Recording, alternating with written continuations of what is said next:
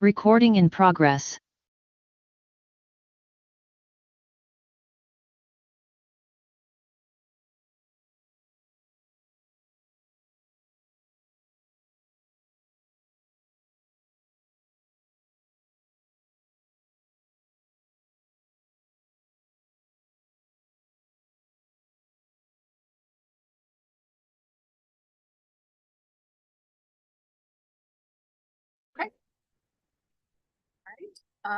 It being about 6:01, we'll call this meeting of the Board of Commissioners to order.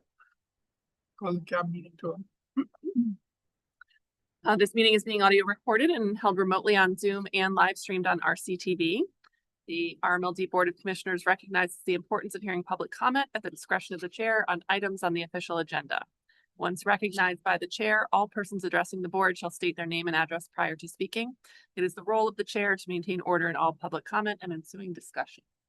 Do we have any public comment? Okay. Great. Do we have any liaisons or committee reports to speak of? We do. We just had a wonderful policy committee meeting. Jumping the gun on that, but okay, go ahead. Oh, sorry. Go ahead. No. Do you have anything? No. Yeah, I don't have anything new in the town meeting or bicycle front. Okay. Yeah, the only other thing I might report on is MLCA, but the MLCA will be having a meeting at NEPA, and so a chance for commissioners to meet face to face and get an update on what's happening at that time. Great. Thanks, Dave. Policy committee. Okay, so we just had a meeting and we did approve, and I expect, well, it's up to you, but it could be up for a vote next week on policy 30. So updating our non-carbon policy to create some triggers for board notification when things reach certain price thresholds, rate impacts. Then we discussed some other ones that we have not yet voted out. And so we'll continue those discussions in August. And maybe approve one or more at that time. So like the AI policy and some other things. Okay. So one recommendation. One got voted out. Yes, okay. correct. Yeah. Okay. Is there any time sensitivity to that one? The one that we did vote out? Yes. Yeah, we can, I'll get to it later, but we are gonna probably definitely have an August meeting. So Okay. we can put on that meeting and then that way it'll be in place for the September decision on the rates. Okay. All right. Okay. Put that on the agenda. We will have an August meeting then. Great. Well, thank you all for your time and efforts on that. I'm sure policy reviews are very exciting, but very important work. So thank you. Okay, so moving on, we have Chris Pollard here from KP Law to give us kind of an overview of board role training refresher for folks, get new information for new folks. The floor is yours. Thank you. So as Pam said, my name is Chris Pollard. I'm an attorney with KP Law. I've been representing municipal light plants and other public power entities such as Mass Development, Mass Board, MBTA, New Hampshire Electric Cooperative since 2000. During that time, I've had the privilege of working with nearly every single municipal light plant in Massachusetts. I've been asked to speak to today on two topics. One, the division of responsibility between the Board of Commissioners and the manager. Can you just play with the volume a little bit? Maybe we can move the mic a little closer so that it actually. How's that? Oh, better. Much better. Yeah. The rain is very loud, so. Yeah. Yeah. Thanks, Chris. So I've been asked to speak to you today on two topics. The division of responsibility between the Board of Commissioners and the manager, and two, the relationship between the Board of Commissioners and the Citizens Advisory Board. Concerning the division of responsibilities, let me give you the single most important concept that I think you should remember today. If you're deciding what the utility should accomplish, you're probably acting as a commissioner. If you're deciding how the utility should accomplish it, you're probably acting as the manager. Everything else we're going to discuss today flows from that principle. Massachusetts municipal light plants operate under a unique statutory framework established by Chapter 164. Unlike most municipal departments, the legislature divided responsibility between two separate governing authorities, The board governs the utility and the manager operates it. Massachusetts courts have consistently enforced that division. Let's begin with the statute, because that's where the legislature established the respective roles of the board and the manager. Massachusetts municipal light plants are governed by General Laws Chapter 164, which establishes a clear division of responsibility between the Board of Commissioners and the manager. Let's talk about the board first. Section 55 assigns the board statutory powers necessary to govern the municipal light plant.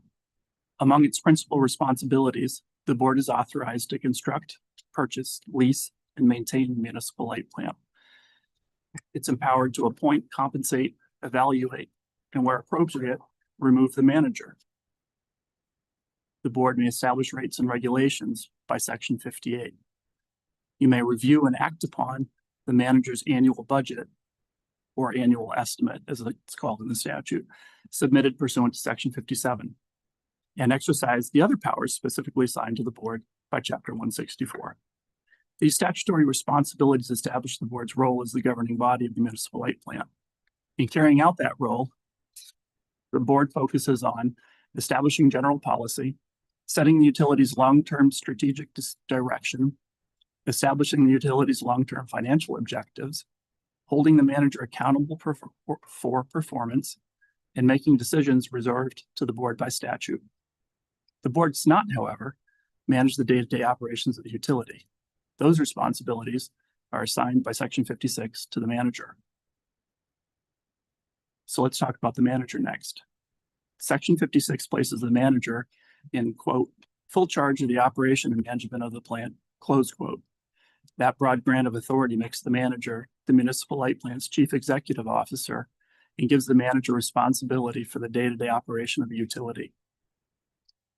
Consistent with that responsibility, the manager generally has authority over utility operations, personnel and employment matters, purchasing and contracting, customer service and system administration, retaining and directing consultants, engineers, attorneys, accountants, and other professional advisors, preparing and submitting the annual budget or annual estimate to the board pursuant to Section 57, administering the utility's finances and accounts, and carrying out the board's lawful policies and directives. Massachusetts courts have consistently recognized that the legislature intended the manager, not the board, to make the operational decisions necessary to operate the utility. The board's role is to establish policy, set long-term strategic direction, and hold the manager accountable for the results, not to supervise the utility's day-to-day operations. In short, the board governs the utility and the manager operates it. Next, although Chapter 164 defines the respective statutory responsibilities of the board and the manager, many practical questions arise in areas where the statute only speaks in general terms. Massachusetts courts have filled those gaps by consistently preserving the legislature's separation of governance and management. There are two key cases I'd like to briefly discuss. These are the Golubic and the Large decisions. Golubic tells us where that line is, and Large tells us what happens when the line is crossed. In the Golubic case, the Massachusetts Appeals Court considered the respective authority of a municipal light board and its manager under General Laws Chapter 164, Sections 55 and Section 56. Simply put, in this case, the board tried to manage the light plant and the court said no. Specifically, the court recognized that the board serves as the governing body of the municipal light plant and possesses important statutory responsibilities. At the same time, however, the legislature expressly assigned the operation and management of the plant to the manager. The court concluded that the board exceeded its statutory authority by attempting to exercise powers that Chapter 164 had specifically assigned to the manager. The case is significant because it's the leading Massachusetts appellate decision defining the respective roles of the board and manager.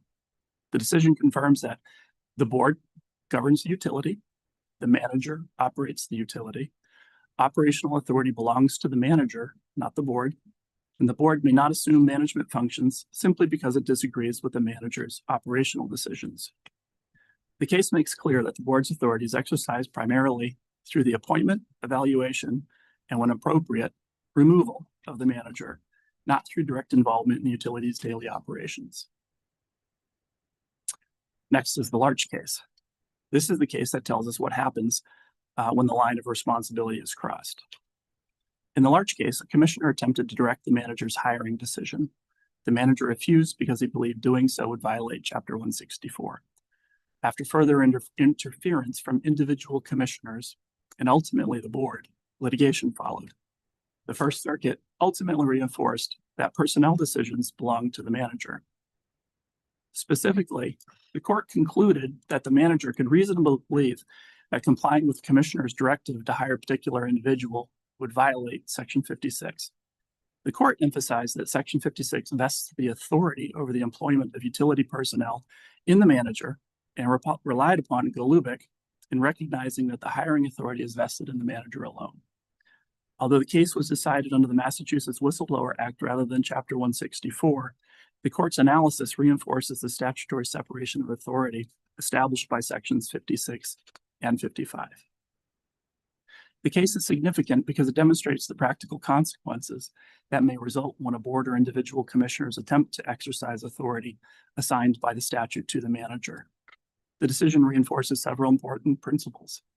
Personnel decisions entrusted by Section 56 are the responsibility of the manager.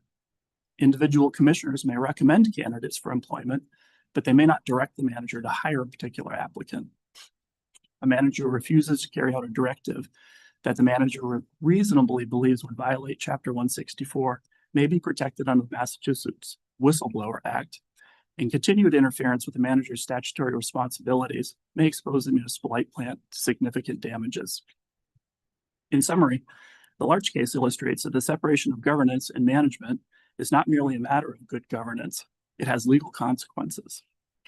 Commissioners should avoid directing hiring decisions, involving themselves in day-to-day personnel matters, or taking actions that effectively substitute the board's judgment for that of the manager on matters entrusted to management by Section 56. If the board is dissatisfied with the manager's performance, its remedy is to evaluate the manager through the board's lawful governance authority, not to assume the manager's statutory responsibilities.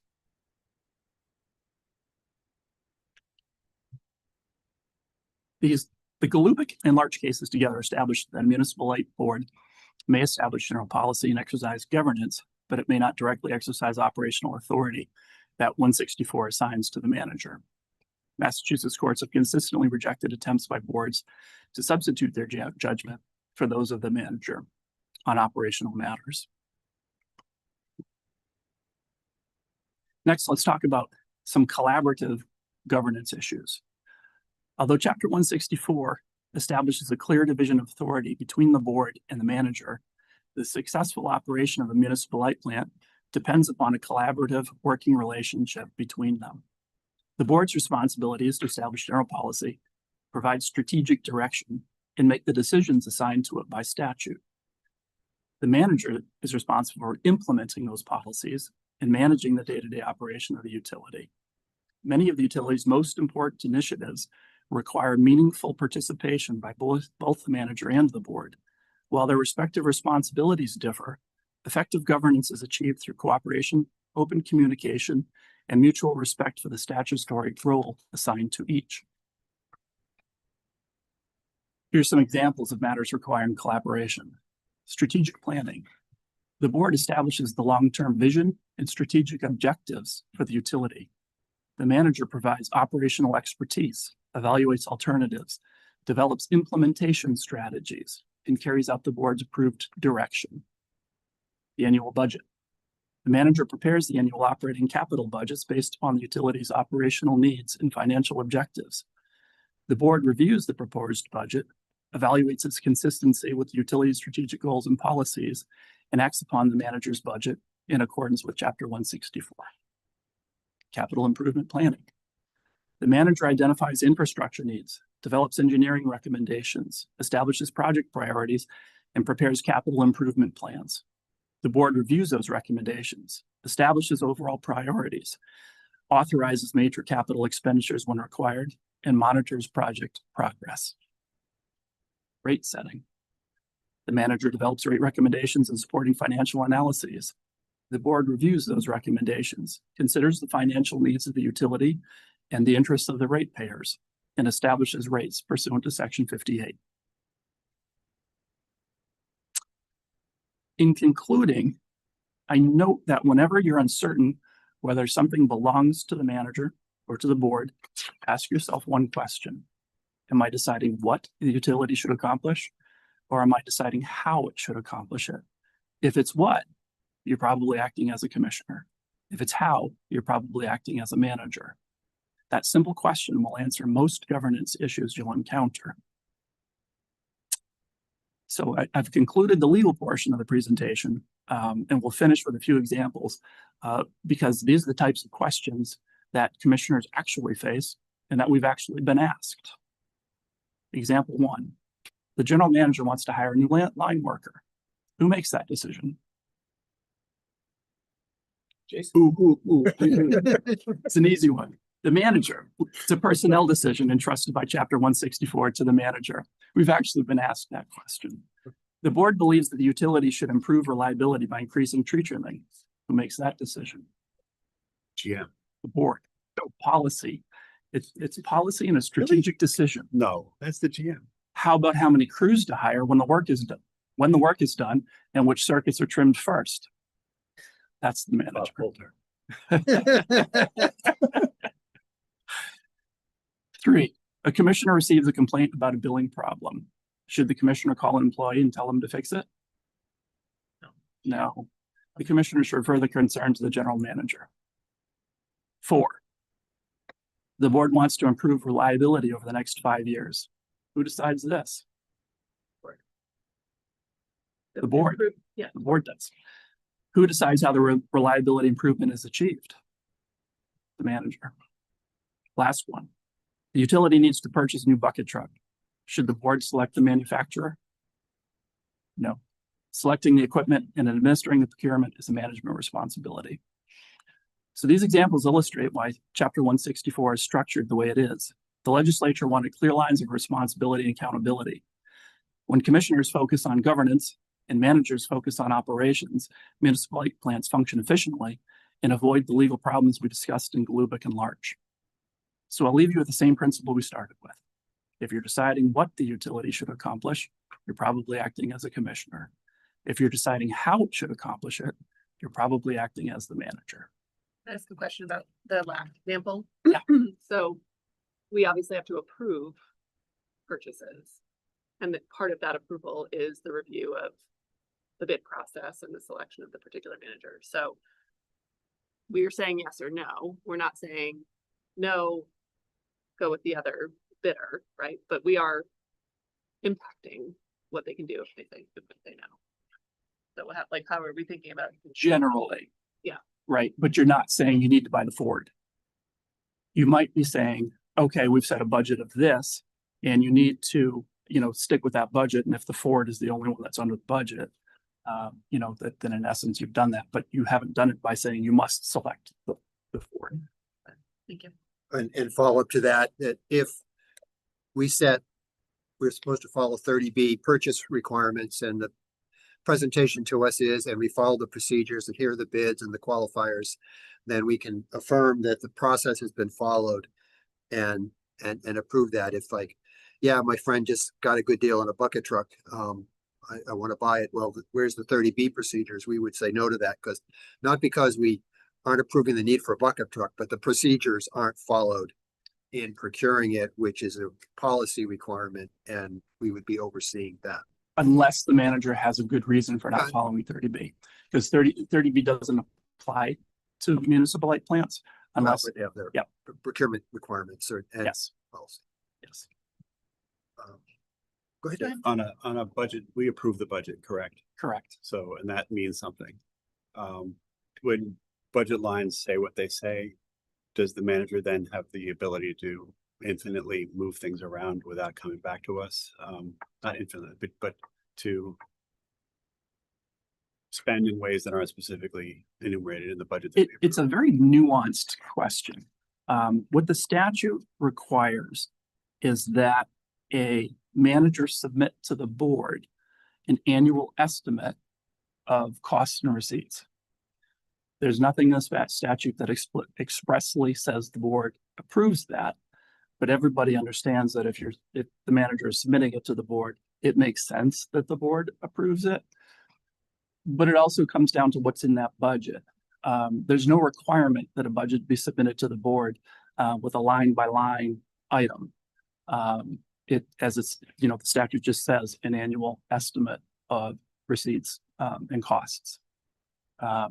So it's unclear whether having approved it, let's assume that that means we do have the power to approve and that the approval or not approval by us has any meaning in the law. Let's assume it does have meaning. Does it then mean the GM cannot make significant changes without coming back to us for a vote? this is, again, it's nuanced and it's going to come down to specific facts. If there's like an attempt to put in a budget that you can't spend more than $5,000 on tree trimming. Well, sure, if it's ridiculous. Not good, Right. exactly. If it's 500, maybe it makes sense to come back. But an absolute legal requirement to stick within line items, I don't think so, because the statute just isn't written that way. But if, the budget was submitted to you, and I'm making the numbers up, for $10 million, and the manager has determined that expenditures in excess of $10 million need to be made, absolutely, he needs to come back to you. Do we oversee the general manager? You have statutory governance, governing responsibilities. Oversee is not a word that's used in the statute or the cases. Okay, but from a basic employment matter, do we hire the general manager? You hire, you evaluate, Okay. and you let go when necessary. As part of evaluating, is it reasonable that we should obtain information about performance or concerns that involve the general manager if they should arise? Performance. So give me performance and concerns about the general Well, manager. I mean, for example, and I know you were here 10 years ago reviewing all our policies, and we're in the process of now doing that again. And when we get into the details, we're speaking purely hypothetically here, but there are many categories of problematic things that can happen. And the GM, if it spells out, for example, if there's workplace violence in the company, the GM has to know about it. It's going to no tolerance, blah, blah, blah. Same with drug and alcohol, same with fraud, anything like that. Super clear that the general manager, and of course, oversees the utility. None of us do with any employees. Sure. But what if the hypothetical happens in the future that a concern of that nature involves the general manager? Do we have to be told about it without exception? I think it's reasonable for you to have a policy that says if there's an allegation against the general manager, that you're apprised of it. Okay. And it doesn't just get handled by his direct reports. This gets tricky. Yes. I'm not sure who else can handle it. The board doesn't have the authority to investigate and hire and figure that out. But to get the information. So the way the statute is set up is, the general manager is the ultimate operational Correct. authority. All employees report to him. So he could direct somebody, human resources, to advise you and get you the information that you need. But we don't oversee any of those people. But that's true of any company. IBM, same thing. That board would have to rely on the CEO of IBM to have staff advise the board. Sure. At big corporations with tens of thousands of employees, it works like that. Yeah. But it works But with this most is where companies. It can get, you would acknowledge it could get, if there were ever a situation in the future that it could be challenging to navigate something of that nature. It could be challenging. Because of certainly. this categorical way that this is being described, because it effectively means only the GM has the power to direct people to share information. But you have the ultimate authority. Right. Because if there's an allegation made against the general manager, and there's the litany of issues and problems, and you're not happy with the general manager because he hasn't directed his staff or, done proper things to keep you advised, Right. you let him go. But only if we were to know about an issue. I'm just saying. That's why the But you- policies, some of them say we have to be told, and some of them say we don't have to be told. The policies as they stand now, and that's what we're working on right now, is If to you try have to harmonize that. And if you have a policy Yeah. that requires the board to be advised. Yep. And it's the general manager's job responsibility to implement the policies. So if he's not advising the board or having the board advised, he's not achieving his job responsibilities, which goes into his evaluation. I have a question. I'm probably mispronouncing it. The Luger case, Glubik and Large.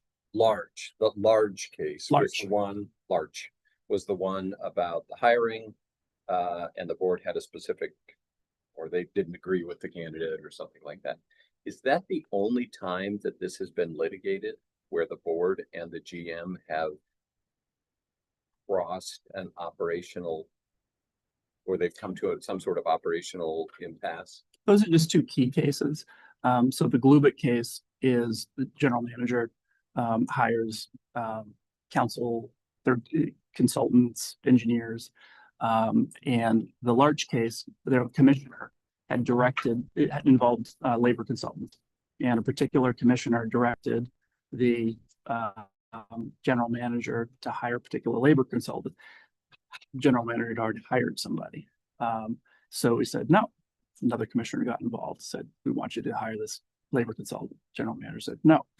The board got together. They vote, hire this labor consultant. General manager said, no. Then they fired him. Or they didn't fire him. Glubik, They didn't right? renew. Now they didn't renew his contract. This is This was Large. Oh, I thought And- Lubeck was a labor relations consultant. That's, but anyway, go ahead, sorry. and so he went and filed a whistleblower claim. And the court found that The the board, GM found the correct, the GM did, whistleblower yes, claim. yes. And then the First Circuit found that his rights had in fact been violated and it had been impermissibly non-renewed. So I guess my question is, how many of these have been litigated in that way? Not a lot, because Glubik and Larch are pretty clear in the division of responsibilities, so it really hasn't gotten that far. Except I guess that Larch was decided on the basis of a whistleblower law, not on the basis of section 164. But there was a substantive analysis of 164 as well. Okay, so that was It was included decided in on the the- whistleblower act, but there was an analysis. Yeah, okay. Thank you. Just You're to welcome. Go ahead, Bob. So another, probably a nuanced answer, nuanced question. We talk about operation versus cover. So it's the board's responsibility to manage a budget. So if it came to a personnel expense that was not in the budget and, the general manager is going to authorize that personnel expense. Where would you say that line falls where now it's impacting the bottom line? Where does that line end on the board and the general manager? So it's more, who, if someone's gonna write a check, who should be the one that oversees that check or approves that expense? So that's a management decision, but it could also be a board decision. So it could be a board decision if, I'm making this all up. Let's say there's a dispute with an employee. General manager wants to let the employee go. There are claims back and forth. They want to settle it. We're going to offer them $500,000 to make the employee go away. Start with 10,000, but okay, go ahead. We'll use your number. And so that's to get a release of claims. So you're buying a release of claims, entering into a settlement agreement and whatnot. If that is going to push the total budget over the budget number that you've approved, I would say he has to come back. The general manager would have to come back to the board for approval on the budget because you've now exceeded the budget. If it's within the operational context of the budget, it's an expense. I'm not sure he would need to come back. But you could have a policy that just says if you're going to pay a termination payment in excess of Y, please consult with us. Okay. Just to But, make, follow- but ultimately, it's going to be the general manager's decision. okay, so that's the key question. Consulting is one thing, but you're saying that the GM, together with any attorneys he may retain, which could be you or others, would have the unilateral power to determine, I will write a payment of that magnitude to an outgoing. Yes, If it's within the budget. if it's within the budget. But Only to the point of advice. but hang on, the budget being $100 million overall budget, so it's unlikely that this is gonna hit that, especially with all the other things that can be pushed and pulled. You could create a category for it. So I guess the question is, so we, there's a governance thing. We're supposed to oversee and kind of protect the ratepayer at a high level and costs. So I think what Bob might be getting at is what would be our powers to say we want a checkpoint on that in the public interest. Let's say 20 years in the future, it'll never happen, but there's a bad actor that ends up as the GM who has hired his or her team and decides to do something like that for the whole group as they're all out the door. And we're a public sector entity. And under the argument you're making, it seems like that can just happen. It could, There will be millions of dollars that would be written out it could, in the theory without any ability of the governing body to say no. Like, yes. you don't have to come to us for a vote to write checks for a couple $1 million. That, Correct. and he could just hire, for example, KP Law, write these agreements and write those kinds of checks. So I think that's a problematic, and I think it's something that our board should try to maybe put a line in the sand at that point, and that in the public interest and in the interest of,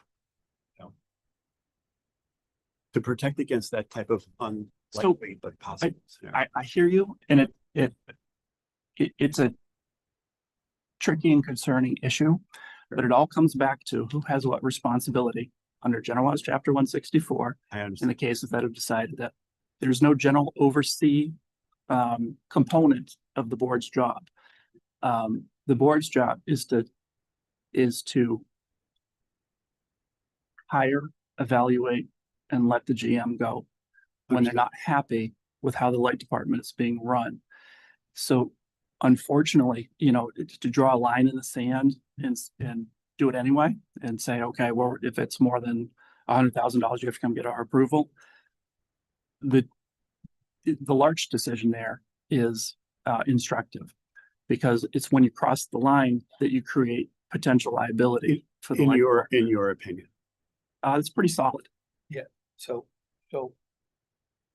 solution is, could you create a budget line item for that? Or is it not obviously total budget? Could you create a line item budget, create a policy that says if we have a line item budget for, employee expenses, let's call it that, or whatever it is, whatever. And if you created that if you exceed that budget, then you need to come back. That be something. Can I use That- like an example of where that exists today is GM travel, right? Where we have to approve every travel expense, even if it's in the budget. Great example. Now, no, I don't necessarily think we Yeah, need to should, maintain right? that. It's a Silliness, much smaller dollar value Yeah. typically. So it's a different conversation, but it is a case where we have approval authority over That's an excellent specific example. line item. Can I Right. follow up? It's such a perfect example Well, because, let me say oh, something. no, you guys finish. So again, just going back to what 164 says, the budget that the manager is required by law to present to the board is an estimate of expenses and revenues. So it could have two numbers in it. So I think if the board were to try to, put in small line items, it could be problematic. Should a general manager challenge it? So Chris, what you're saying, the final number is what is the governing law here? The budget number, and it's not line by line. But in practice, I think our utility and other utilities have practiced some line by line. So if that is a practice and it is a good practice, can that practice be extended to other aspects. So because you now have examples of, Sure. you know, it being followed and respected.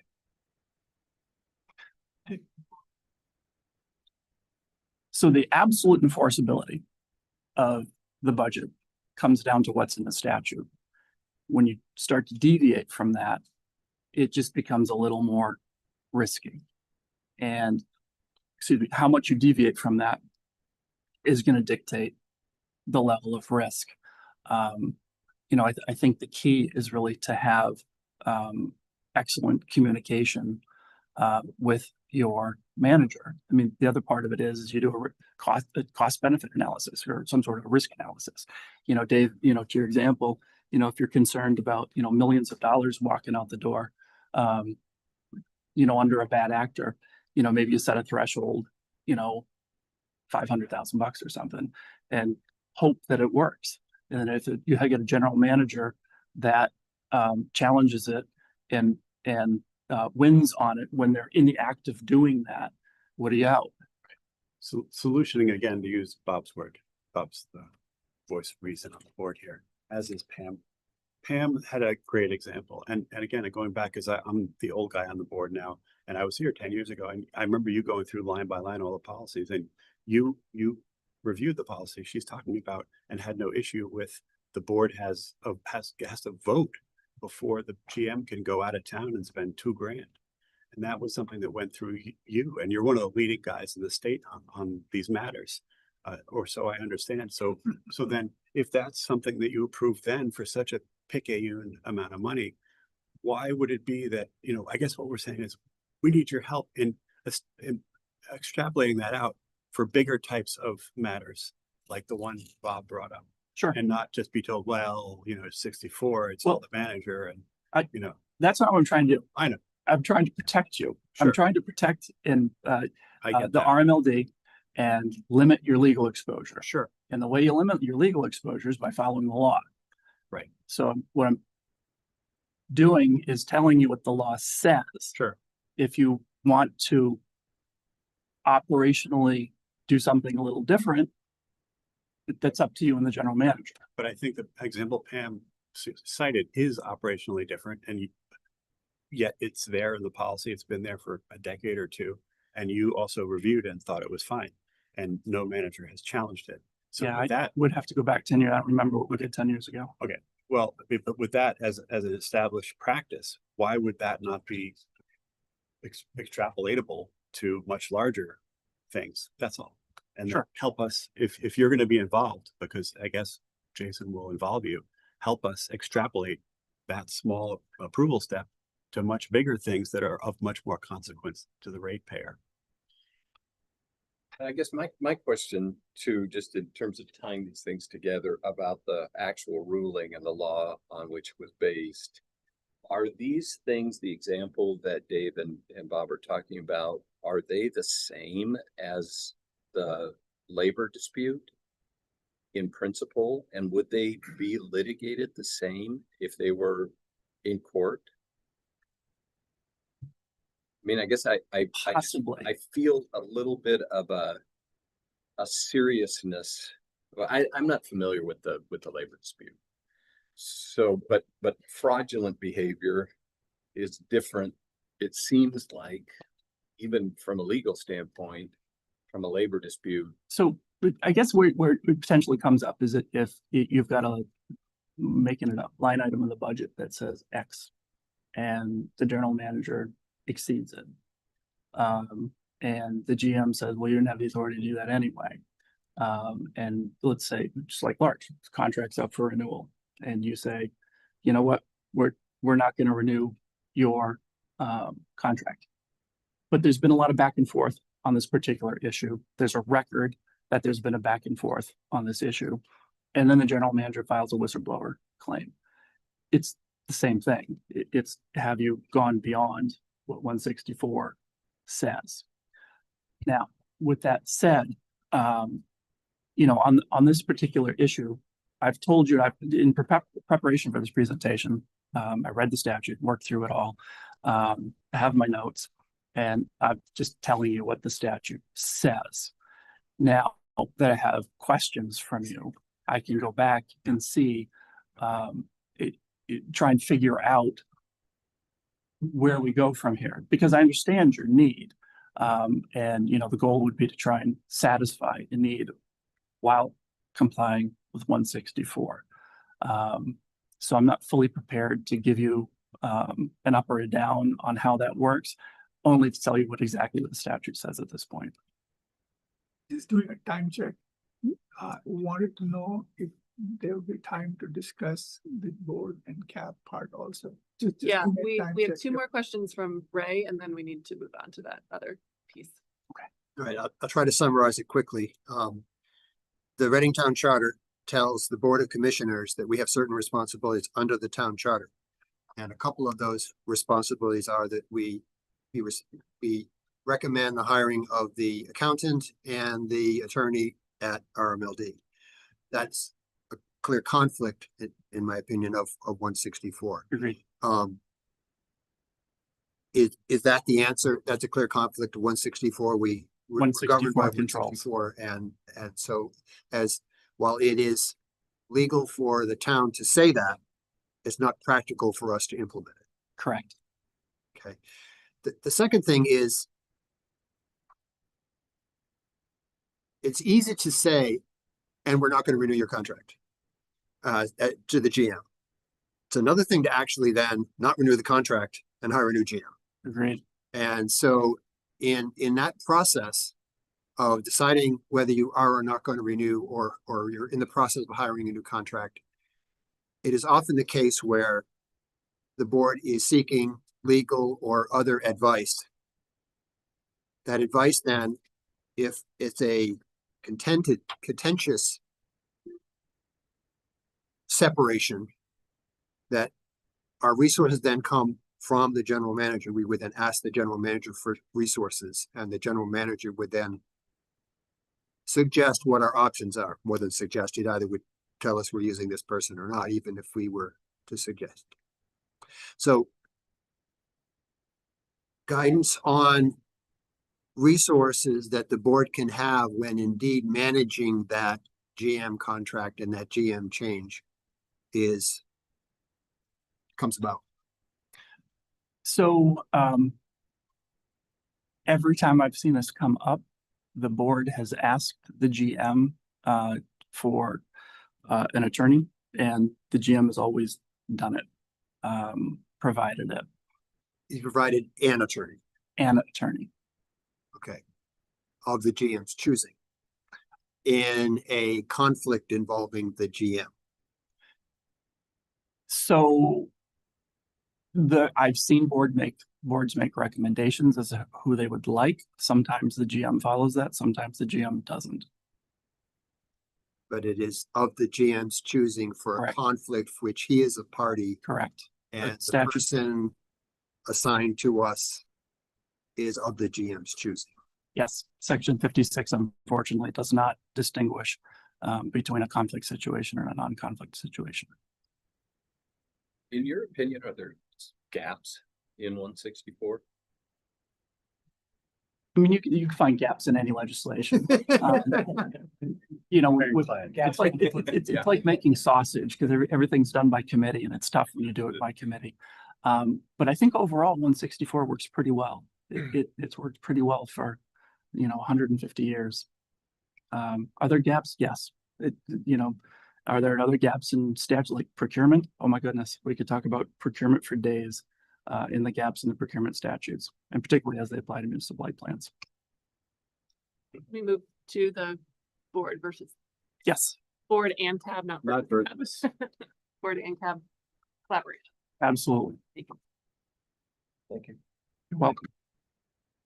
Jason, great job. That was all hypothetical. Right?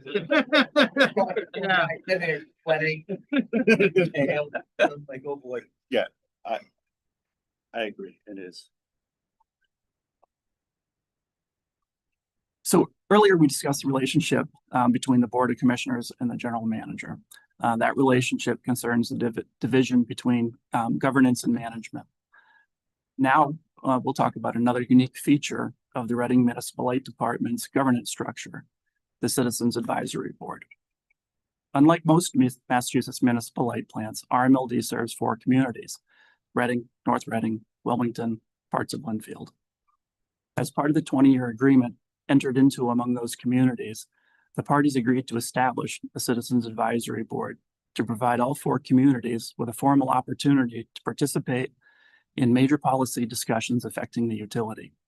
The agreement describes the Citizens Advisory Board as providing an additional opportunity for the communities to provide input into RMLD's decision-making process. That naturally raises the question: if RMLD has both a Board of Commissioners and a Citizens Advisory Board, what's the difference between them? The answer is actually quite simple. The Board of Commissioners governs the utility. The Citizen Advisory Board advises the Board of Commissioners. That distinction is fundamental. The Board of Commissioners is the governing body established under Massachusetts law. As we discussed earlier, Chapter 164 gives the commissioners the legal authority to establish policy, approve rates where required, act upon the annual budget submitted by the general manager, appoint and evaluate the general manager, and make the decisions that the legislature has reserved to the board. The Citizens Advisory Board has a different role. Its purpose is not to govern the utility or to make operational decisions. Rather, its purpose is to assist the commissioners by providing thoughtful advice on significant policy issues affecting the department. The 20-year agreement identifies several important matters on which the Citizens Advisory Board is expected to advise the commissioners. Those include major transmission and distribution projects, long-term power supply contracts, cost of service studies, financial and accounting practices, and other significant policy issues affecting the utility. The agreement also provides that the Citizens Advisory Board will review the proposed annual operating capital budgets and may recommend additions, deletions, or other changes before the commissioners take final action. Similarly, it is afforded an opportunity to review proposed rate schedules and make recommendations before rates are adopted. Notice the distinction. The Citizens Advisory Board studies important issues, evaluates proposals, and provides recommendations. The Board of Commissioners considers those recommendations and makes the final decision. The agreement reinforces this distinction by expressly stating that all input provided by the Citizens Advisory Board is advisory in nature. The commissioners and the general manager may consider the advisory board's recommendations, but responsibility for making the final decision remains with the Board of Commissioners. The agreement also provides that while the Citizens Advisory Board generally has up to 30 days to provide its recommendations, the commissioners are not required to postpone decisions indefinitely if action must be taken. It's equally important to understand what the Citizen Advisory Board does not do. The Citizen Advisory Board does not supervise employees. It does not direct utility operations. It does not negotiate contracts, and it does not manage the department. As we discussed earlier, Chapter 164 places the operation and management of the municipal light plant in the general manager. The 20-year agreement expressly recognizes that statutory responsibility. Accordingly, the Citizens Advisory Board advises, the Board of Commissioners governs, and the general manager manages. When each group fulfills its respective role, the governance structure established by the 20-year agreement works exactly as intended. The Citizens Advisory Board brings regional perspectives, technical expertise, and thoughtful recommendations from all 4 communities. The Board of Commissioners carefully considers that advice and exercises the legal authority entrusted to it under Massachusetts law. The general manager then implements those decisions by operating the utility on a day-to-day basis. So if you remember only one thing from this discussion, remember this. The CAB does not make decisions, it informs them. The Board of Commissioners makes those decisions and is accountable for them. And the general manager carries those decisions into effect through the day-to-day operation of the utility. Those are 3 distinct roles, and each is essential to the successful operation of the Reading Municipal Light Department. The 20-year agreement was carefully designed to preserve those separate responsibilities while ensuring that all 4 communities have a meaningful voice in the future of RMLD. Thank you. Any further questions? Any questions? Piece of cake. So what's the hard part? Thank you for the overview. Appreciate it. You're Very welcome. helpful. Definitely raised some follow-up questions, so Yes, the right time to have you come back and share some thoughts on kind of resolving some of those other questions. that sounds great. Excellent. Thank you. Thank you for your questions as well. All right, thank you. Thank you. Right. So we're gonna move to procurement request for approval. We don't have to do that. He can do that all by himself. To adjourn.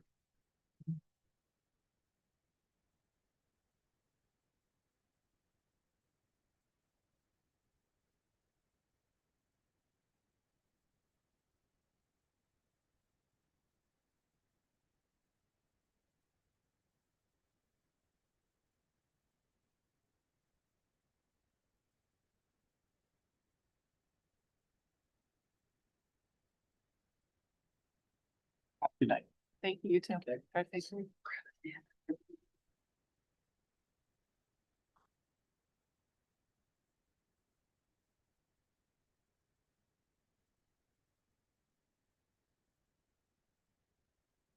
Thanks for being here.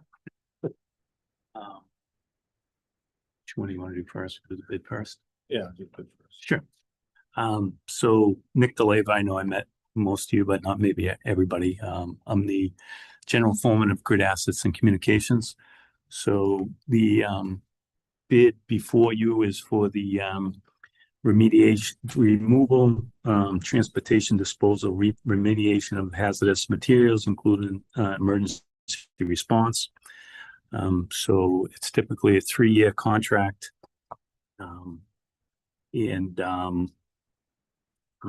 It went out to 15 companies for bid, the IFB.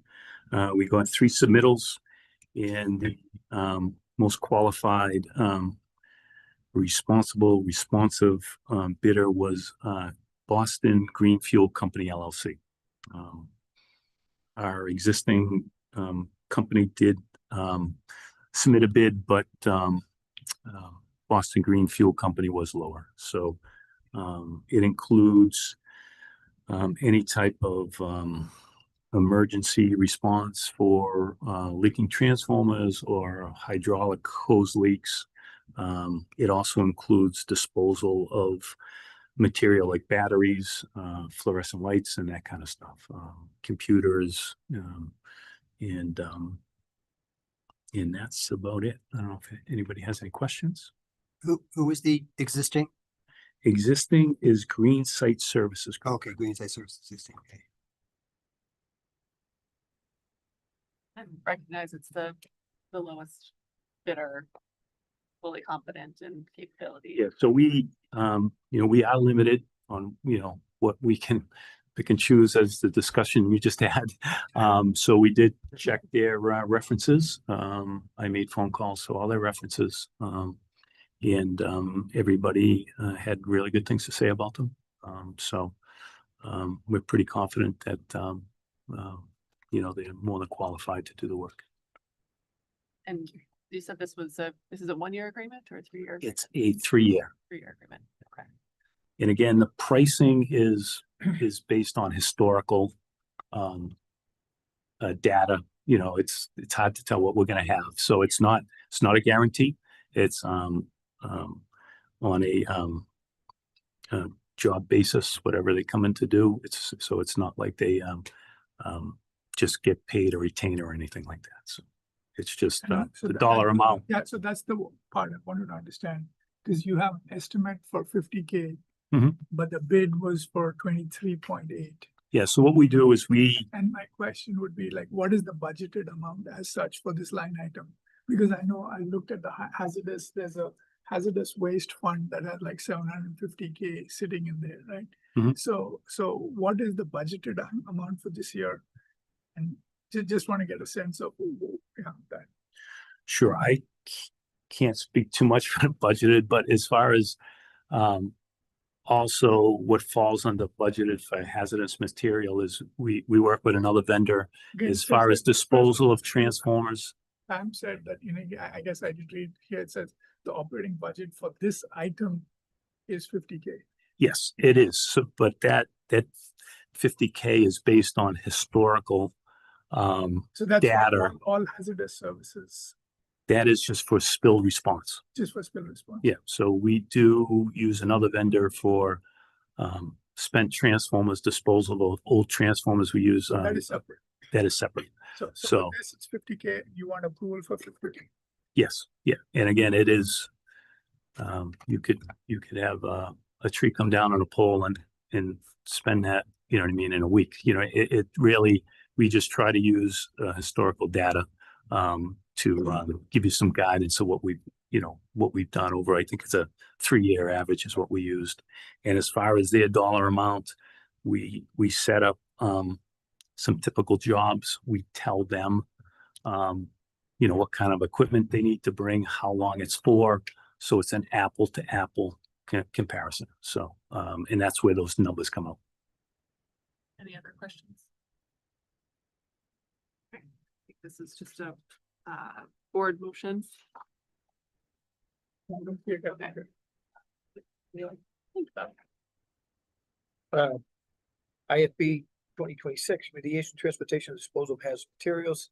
Move that IFB 2026-17 for removal, transportation, disposal, and remediation of hazardous materials, including emergency response services, be awarded to Boston Green Fuel Company LLC for an estimated amount of $50,000 per year pursuant to MGL Chapter 30, Paragraph 39M, as the lowest responsible and eligible bidder on the recommendation of the general manager. Second. All those in favor? Motion carries 5-0. Great. I think we have an AMI update. Yes. Okay.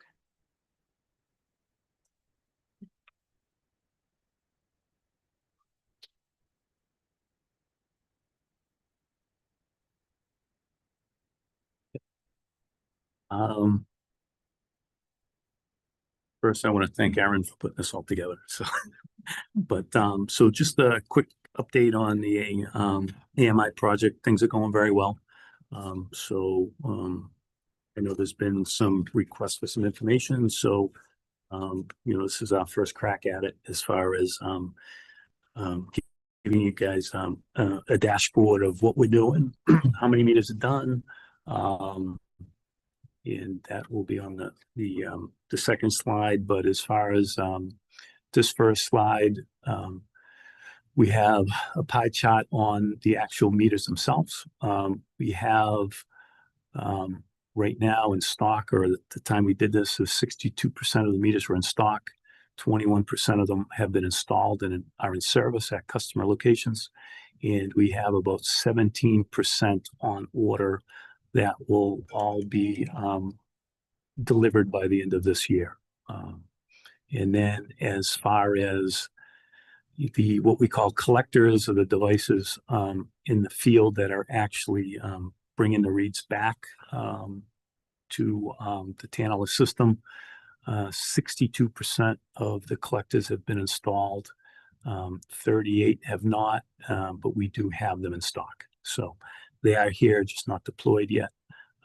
We have a lot of the equipment out in the field. It'll, keep us busy for quite a while. There's going to be a little bit of a change with a cell carrier that we're going to have to deal with. So that's why we haven't deployed anymore. So, but T-Mobile bought US Cellular or something like that. So we have to make some changes with that. So. So what do we anticipate the percentages will be by the end of the calendar year? End of the calendar year, my target, somewhere, between 50 to 60% would be my target. Of the residential meters? All meters. Okay. Combination. The next chart will kind of has it broken down more in by residential and commercial meters. But as a whole, I think we realistically will be between 50 and 60%. Can we see the next slide? Sure.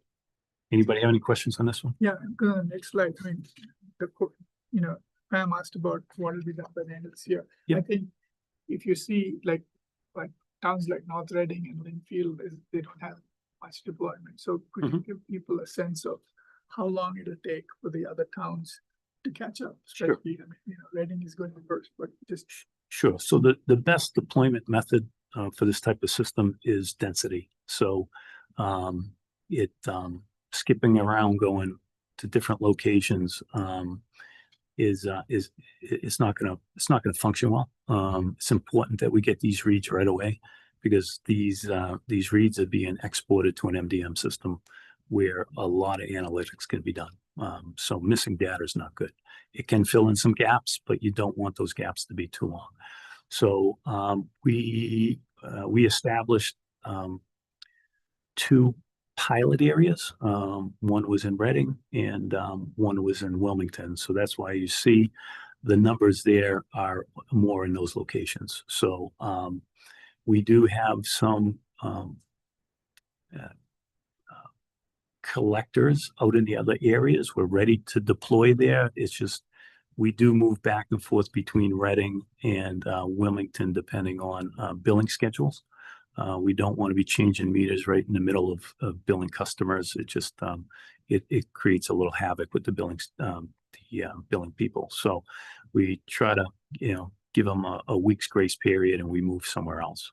But we will be close to being done with Reading by probably towards the end of the summer, into September, as a whole, you know what I mean? It's that last 1% that's always a problem, but for the most part, you can see we're over half the commercial meters in Reading are completed, and about 60% of the meters in Reading are completed. So we will then move on to North Reading and Linfield. Some of the meters that were done in North Reading was because of a new building. We didn't want to go buy the new meters, so we put one of those collectors.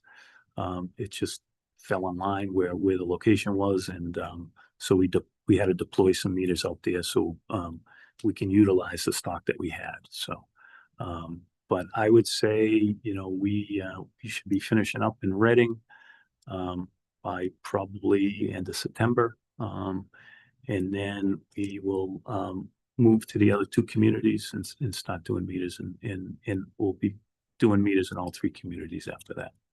So I would say, we can't give you an exact, we can try to pin that down a little bit for I can give that information to Jason. next year, the year after, just. Yeah, again, we will, we'll be out there. We're not signaling anyone out or have a plan that we're just going to stay in a certain community. So we will, be implementing.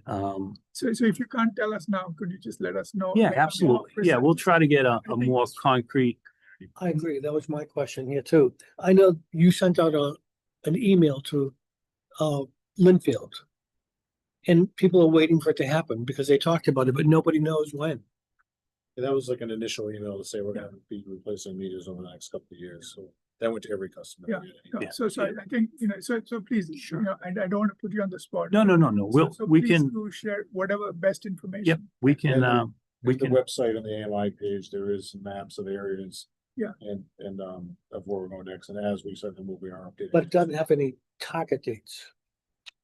But typically, we post the areas that we're Working on. Right, but there's no target dates for the rest. There is no. We have not implemented a system where we can sort of project where we're going to be in a month or 6 months. But that is something we can work on.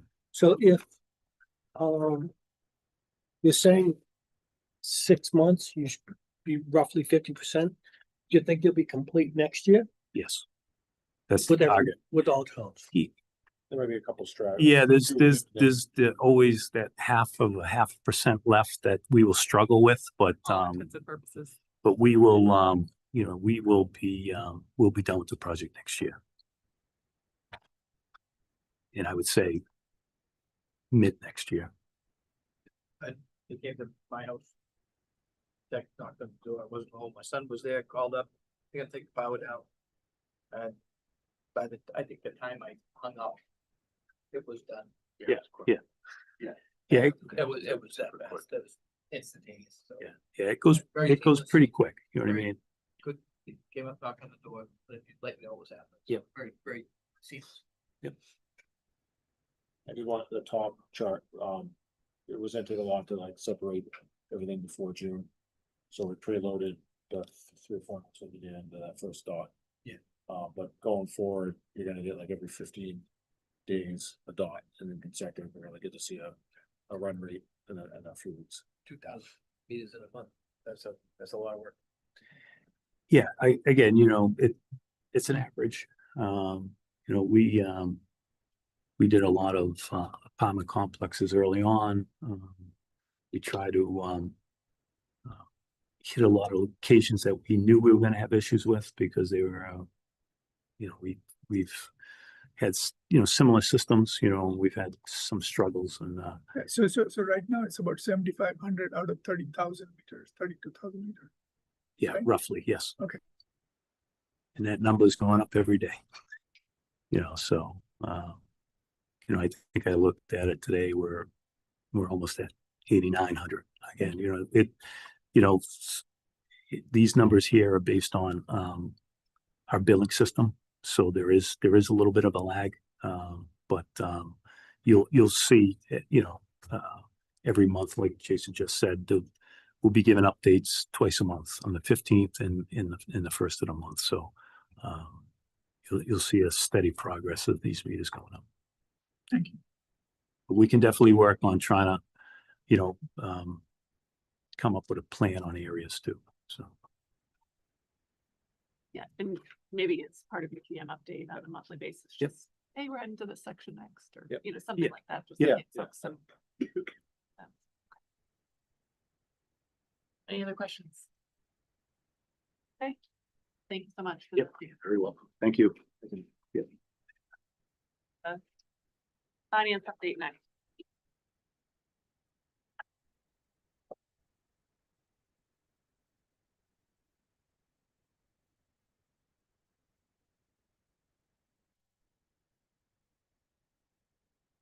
Hello. You know me, Patty Cameron.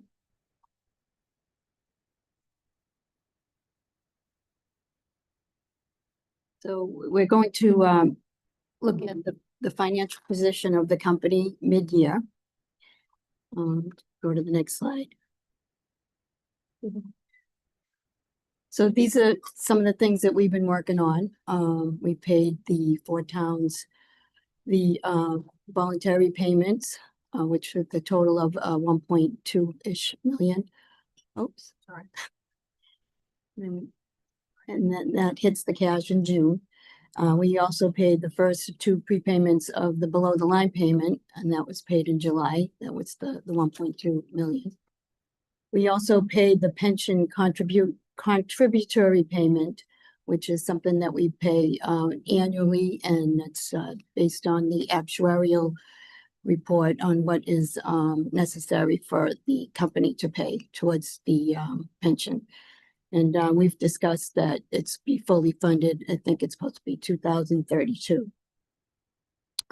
We did the PTF and the RNS filing back in May, and we submitted it on time. We also did the DPU report and submitted it early because it's not due until September, but we had to have it done for the PTF, so it's all done, and that's great. Next month, we are going to do interviews for the ERP consultant. We had 5 candidates, and the team narrowed it down to 3. And we're going to interview those 3 on August 4th and then review our findings on August 5th. And believe it or not, it's time to do the budget again. So we'll be working on the calendar year 27 budget. Started. We're going to do a kickoff meeting in a couple of weeks, where we have the department heads and the key personnel talk about the plan. We are hoping for more participation from the departments on the expenses. And we're going to discuss a different way to handle the capital budget carryovers. And when we get to the capital slide, Jason's going to help me explain that. So these are some highlights. Some of what I'm reporting is as of June, and some is as of May, because we have not closed out power supply for June yet, because we're still getting invoices for June now. So we can't close out the month completely until that happens. So the first two things, kilowatt hours sales and operating revenue, is through June. And you can see that kilowatt hour sales were up 3.5%, and operating revenue is pretty flat over last year. So next slide. Quick question on that. Yeah. If I may. So that's a pretty dramatic jump that we hadn't seen in a couple of years. Is that Right. because we had heat A lot of waves? that was January and February, Okay. and that would A be bit of weather both. related, yeah. Yeah, so this is through June, so June it did start to get warm, but the real heat was like early July. It was the end of June, early July. Okay. The biggest impact was January for that year-to-date figure. Okay. And here's a graph of our budget to actual for the 5 months. The blue is the actual and the red is the budget.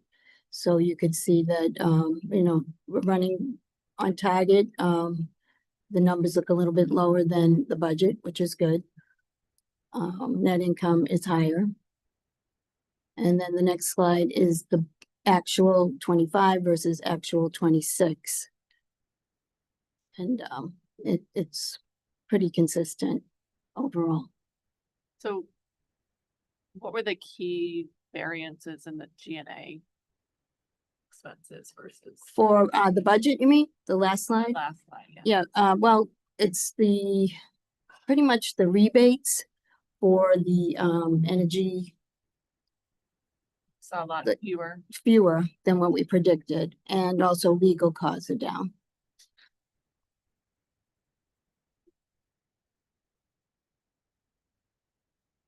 Big next slide, yeah. So here's where we talk about capital, and we have all the columns, and we have the actual in the left column, and then we have the 2026 budget, and then the carryover from previous years, and then the combination of what we have remaining. And I broke it down into 4 major categories: the substation, the AMI, other construction, which is everything else, and then the smaller things with the remaining departments.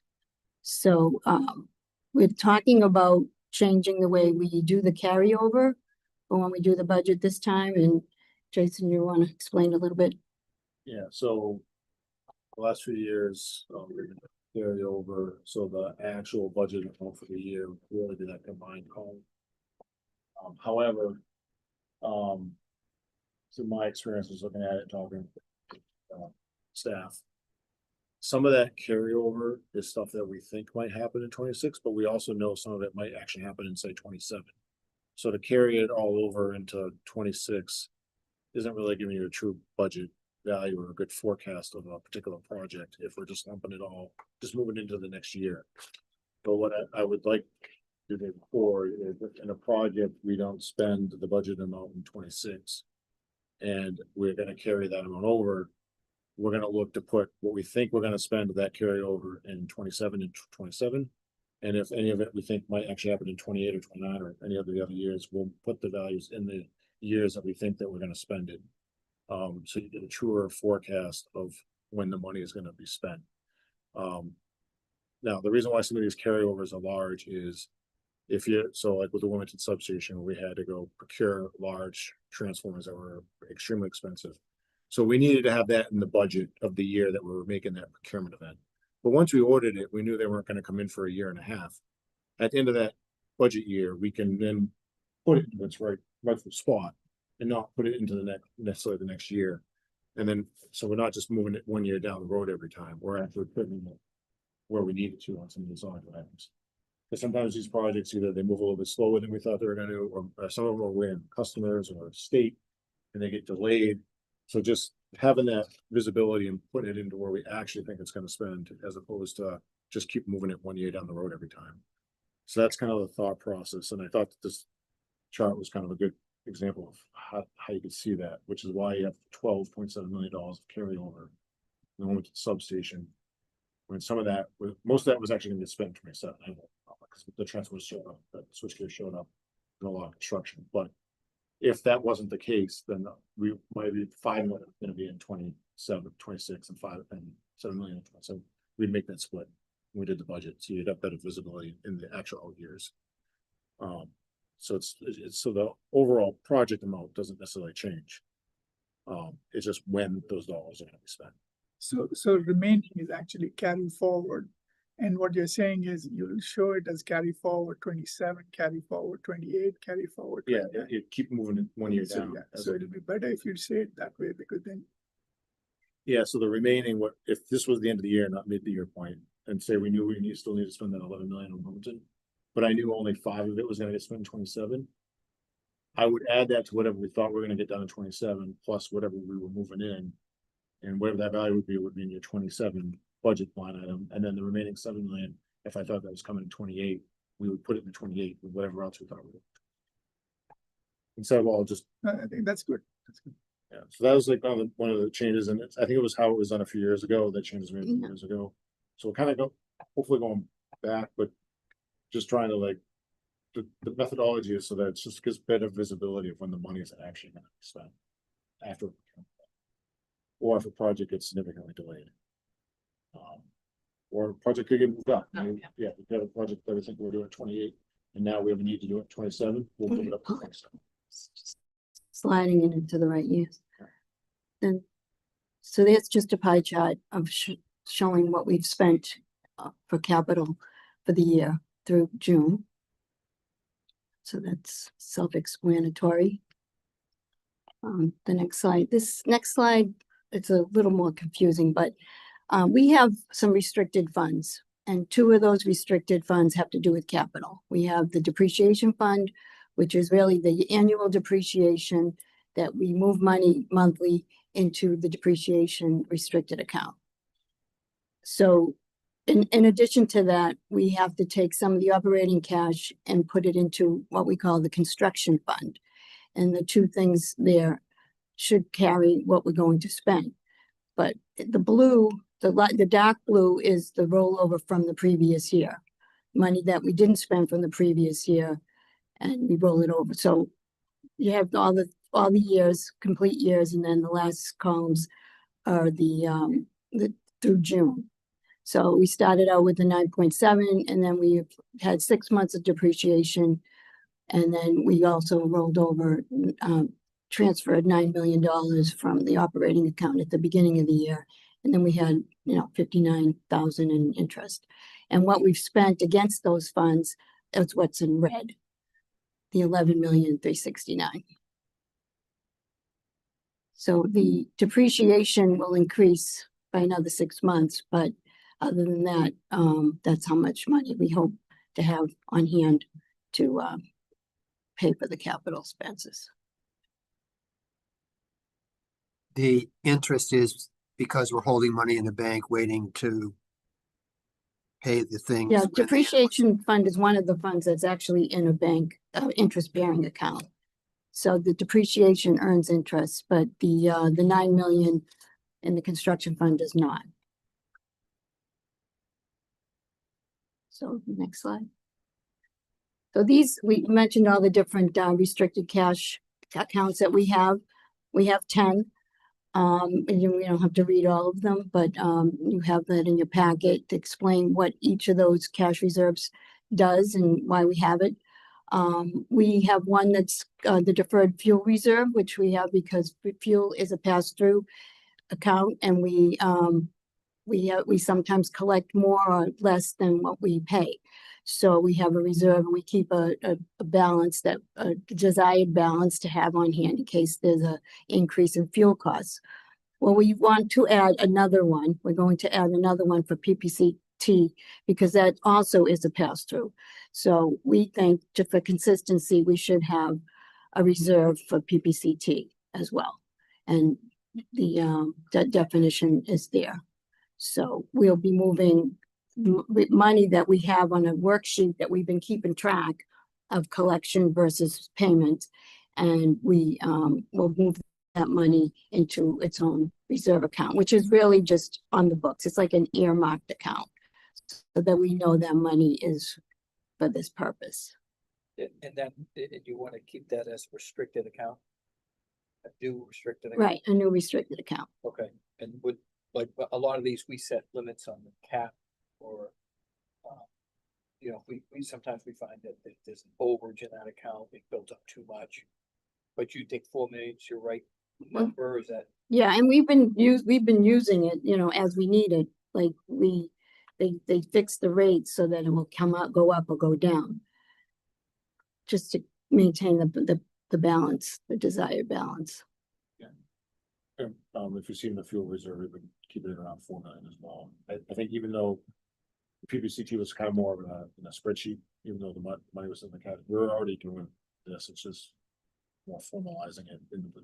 Just for consistency. And targeting for it, but I would say, I think there's gonna be some financial policy type stuff, like how many days of cash on hand, stuff like that, that's gonna come out of the cost of service study that, you know, we have some already board approved votes in the past that want rate stabilization and stuff like that. Right. All that's gonna, recommendations of that should come out of the cost of service study when that's done. When they finish our financial review. So if they change those amounts and make recommendations and have justification on why we should change those amounts, we'll go back and. Okay. So the last slide is, oh, that's not the last slide. This is a pie chart of where all the money is in the different restricted accounts. And I think you've seen this one before. So then the last slide is, this is something that's in your packet every month, a monthly cash flow report. Shows, you know, the money coming in and the money going out and then the transfers. This is a year-to-date one through May, and it shows where we started at the beginning of the year and where we're at now and what, you know, the net effect is. And you could see the money and the restricted going in and out.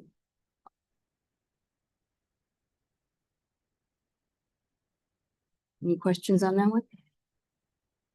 On the cash balances chart, that as it made it, the pie chart.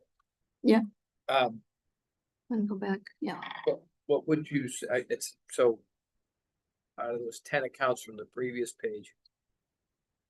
I know they're all represented here, but. So basically they're cash reserve funds, like you were saying. Is there any way to like put them together and next time we talk about it, not now, but just to say what chunk of that cash reserve it is, because it's kind of we can't touch it other than the PPCT account. Other than that, it's really a lot of those funds are that they're there for a purpose. Right. Just want to understand what total of the Yes, 58 58. it is. 58. Which total, sorry? The subtotal out of those 10 accounts. What's It's the right stuff? there. 58 58. million. Of the 58 million. So if you go to, you mean in total? It is the total. No, if you go to the next slide again. So the restricted balance is 34 million by, 487, and the operating is the 23,930. Yeah. Okay, yeah, sorry, Patty. It's okay. Yeah, okay, so it's 34 million. Right. Okay. And like I said, some of those are, we're earmarking, we're restricting them internally. Yeah. Not necessarily restricted. If we had to like take from the construction fund for some reason. Assuming we didn't have construction expenses, a way to pay for that, we could move it back into the operating cash. Other things though, like the fuel and stuff like that, the depreciation, we wouldn't be able to do that necessarily. It's just really depreciation would build it. I think that was it.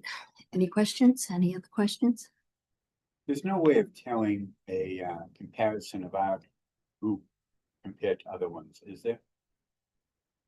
Out of curiosity, other municipalities, are we better off, worse off from? Because we don't get a chance to look at their books, do we, or is that? I guess the closest thing you could do would go to the DPU.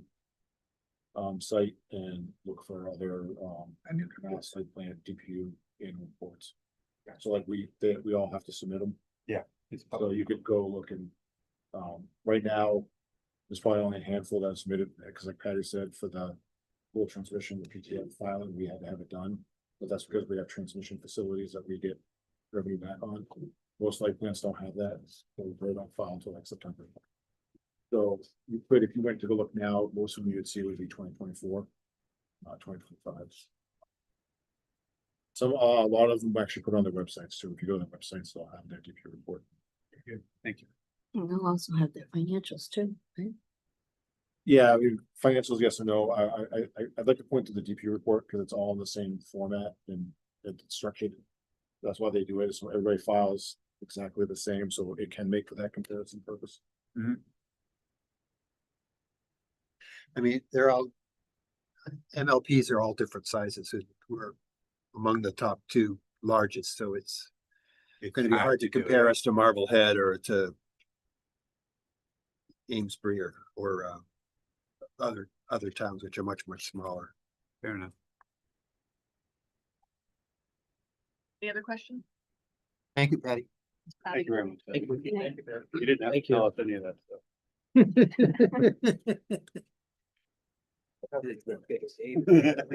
I want angry Dave to go away.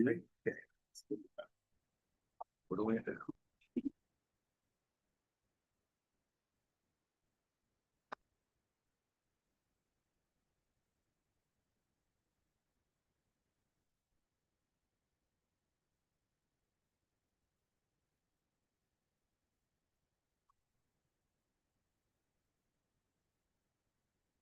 Hello, I think I have a lot tonight. I can't remember which one first. The energy program. That's. Yeah, yep. Yeah, we have two topics, right? The IRD update and then the annual report for you. And then the, executive session. Oh, yeah. Looking at the next 25 minutes for now. Okay. Go ahead. Go fast.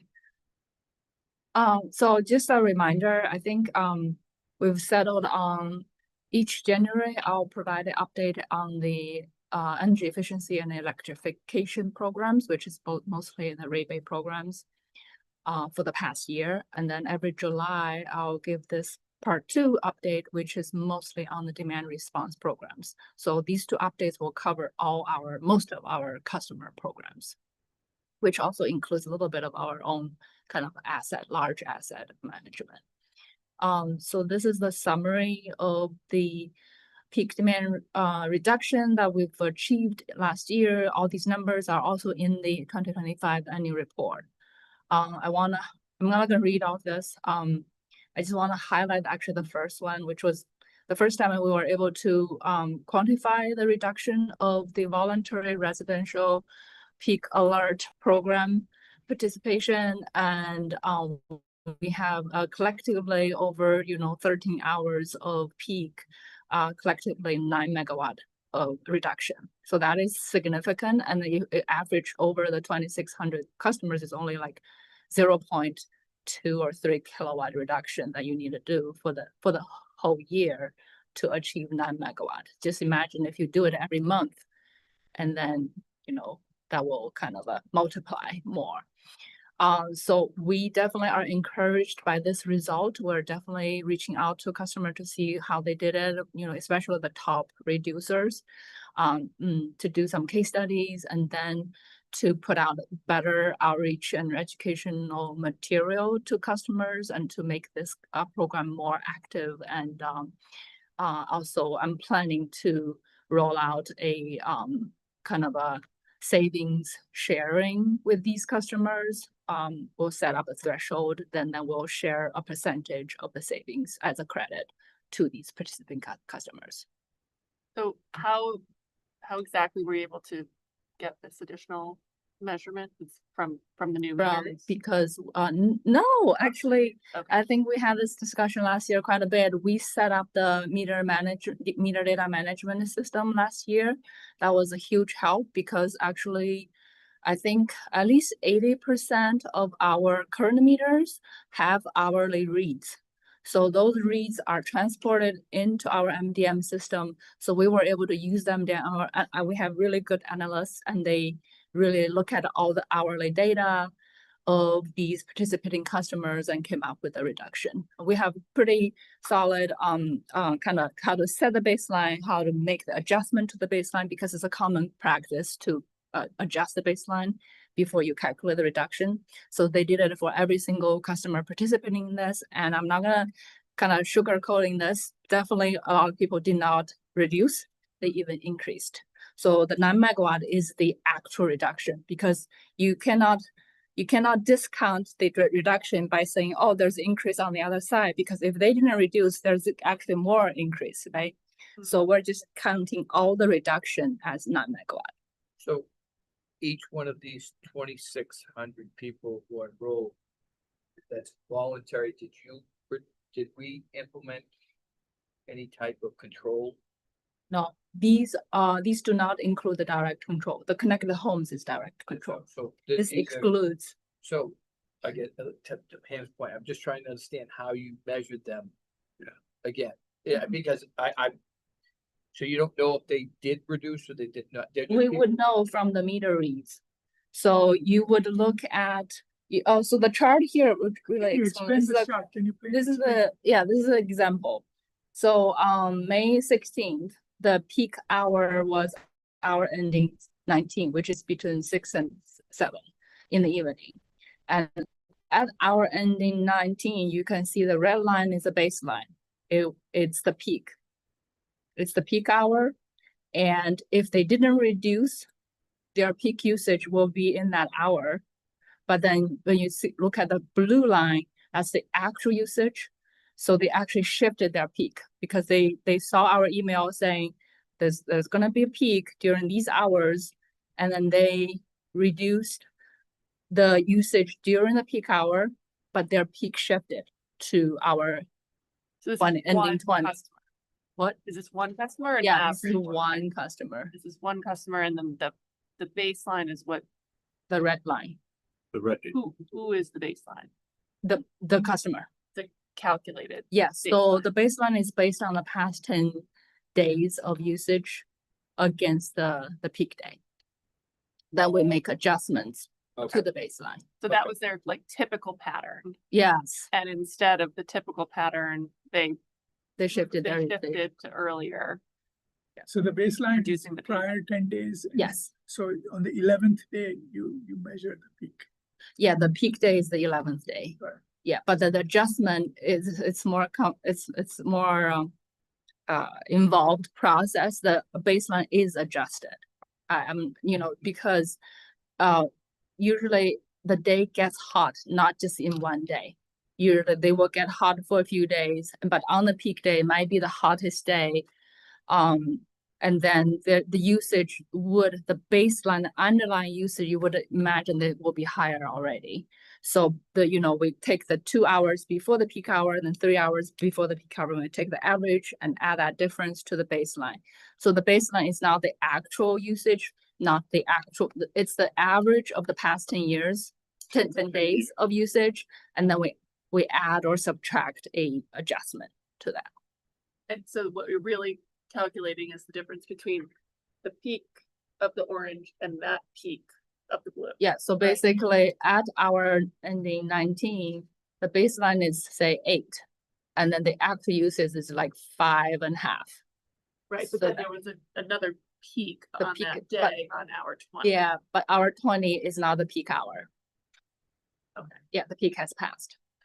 what was the warning for that day? It said reduce electricity between what and what? Or this probably did between 4 and 8. So, and you don't know until retrospectively which hour. We in won't know fact which was the hour. peak. We won't know until, I think it's usually 2 to 3 weeks after the month ended. And that's the challenge for the user, in that you send out 2 or 3 peak warnings a month. You're not sure which day is the going to be ultimately the peak day or even That's true in for the. all demand No, I response. understand, but just saying, but from the user standpoint, we're sending out kind of a lot of notices. Because that's our best guess of when their effort will give us the most value. And so a responsive person who's trying to save money for themselves and then benefit the utility overall, would be making these adjustments on a regular basis. Yes, And it's so, behavior change, which is the Right, hardest thing in and the world. what I'm saying is that that's a number of times we're asking to have them to make those changes. So they really kind of need, it's not just there, I did it one day, I'm good, I get my sticker and it's all Exactly. done. That's It's part of really a the- continuous behavior that when Mhm. the notice goes out, they make the change. Yeah. So, And also I'm happy to report out of the 12 peak hours, we predicted correctly for 11. yeah, And also the capacity peak, we predicted correctly. so that's good feedback also. I know my house now is ground source heat pump. And so there isn't much to change. I can nudge the air conditioning set point a little bit, but other than that, there isn't a Well, lot like I to said, it's adjust. that 9 megawatt comes out of average of 0.2 kilowatt. Yeah. Which is very small. Can I ask a question about this graph? So I'm still trying to wrap my head around the Okay. graph. So, at some point, the warning went out, and what would that have been, that morning or the previous day? It's usually late morning. Late morning. Yes. So at some point in this late morning of that blue line, which is the day, right, is the day of their actual, Yes. the peak day, they were told, reduce energy use between 4 and 8. Yep. So another way to look at this is that if they were acting on that, so 16 is 4, right? And 17 is 5, right? And 18 is 6, which all could have been the peak according to the warning, Mhm. but their use is actually higher than it had been over the previous 10 days for those 3 hours. Mhm. It's only retrospectively that that, 2 weeks later that the 7 o'clock was the hour. But this doesn't, I mean, I want this to be, you're doing great work. It's a very hard problem, but this doesn't show that customer took action during those 4 hours. Actually, they did, right? They peaked at hour 14. And then at hour 16, which is the beginning of our peak large period, they reduced their usage. They did, but relative to the 10 baseline days, The Yeah. 10 baseline days, you remember before, probably the first day of the 10-day period, it wasn't that hot or, Okay. So their normal usage isn't that much. But Yeah. the thing that is normal is the fact that this particular household at 7 PM, all engines are running at the moment, right? On a typical day. What Mhm. you're seeing is that they. Yeah, didn't do that's usually in the on evening, this day. exactly, yeah. And it's probably, the early hours are probably just whatever that's when it's hottest. Yeah, right? and So the usually- AC is probably pumping more, but maybe Yeah. not as much as it would So be. their energy use on that day is actually higher, but they didn't, their peak was But not the high. peak It wasn't as high as it could have been Yeah, if they hadn't yeah, taken action. okay, all right, that makes sense. Well, it's the peak, not the volume that's. Yeah. I know, Massive, I correct. think about that too, like the Yeah. volume underneath and. That's why I said, Yeah. energy use was the word. Yeah. And all these DR programs, RMLD save 2.2 million from the peak reductions. That's the gross saving. And I want to say that we do pay, developers, the service providers for our batteries out of that 2.2 million. Oh, okay, Yep. okay. So you'd have to net out, Mhm. that storage all and different other, pieces, right. Not a total. It's not just from these demand reduction.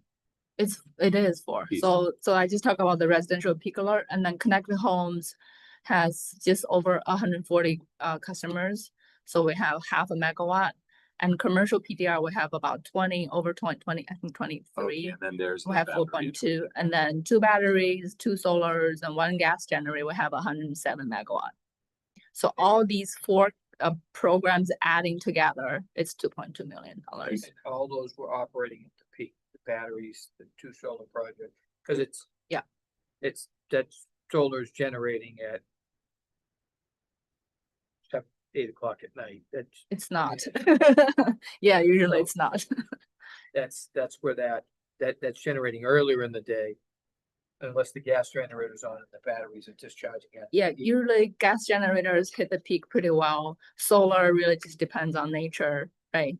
You know, also depends on the hour, the actual peak hour. If the peak hour was 4 o'clock, probably there was some reduction. That's why I actually had a note about how much the reduction was, if you're interested. Solar was actually 6 megawatt. And do you have any idea just roughly what the net would be? I don't want to share that in a public meeting, but we can share in a different venue. No, that's fine. I was just curious. Can you share what was and this showed up in the annual report also? What was the large asset 107 megawatt? What are the assets? Yeah. Yeah, it's the 2 batteries, 2 solar projects, and 1 gas generator. They add up to 107. Yes, Like across the year, not all at once, not in one. Yeah. Peak month. all 13 hours added together. Not a single event, but all 13 peak events. So all 12 So transmission. it's not because megawatt looks like a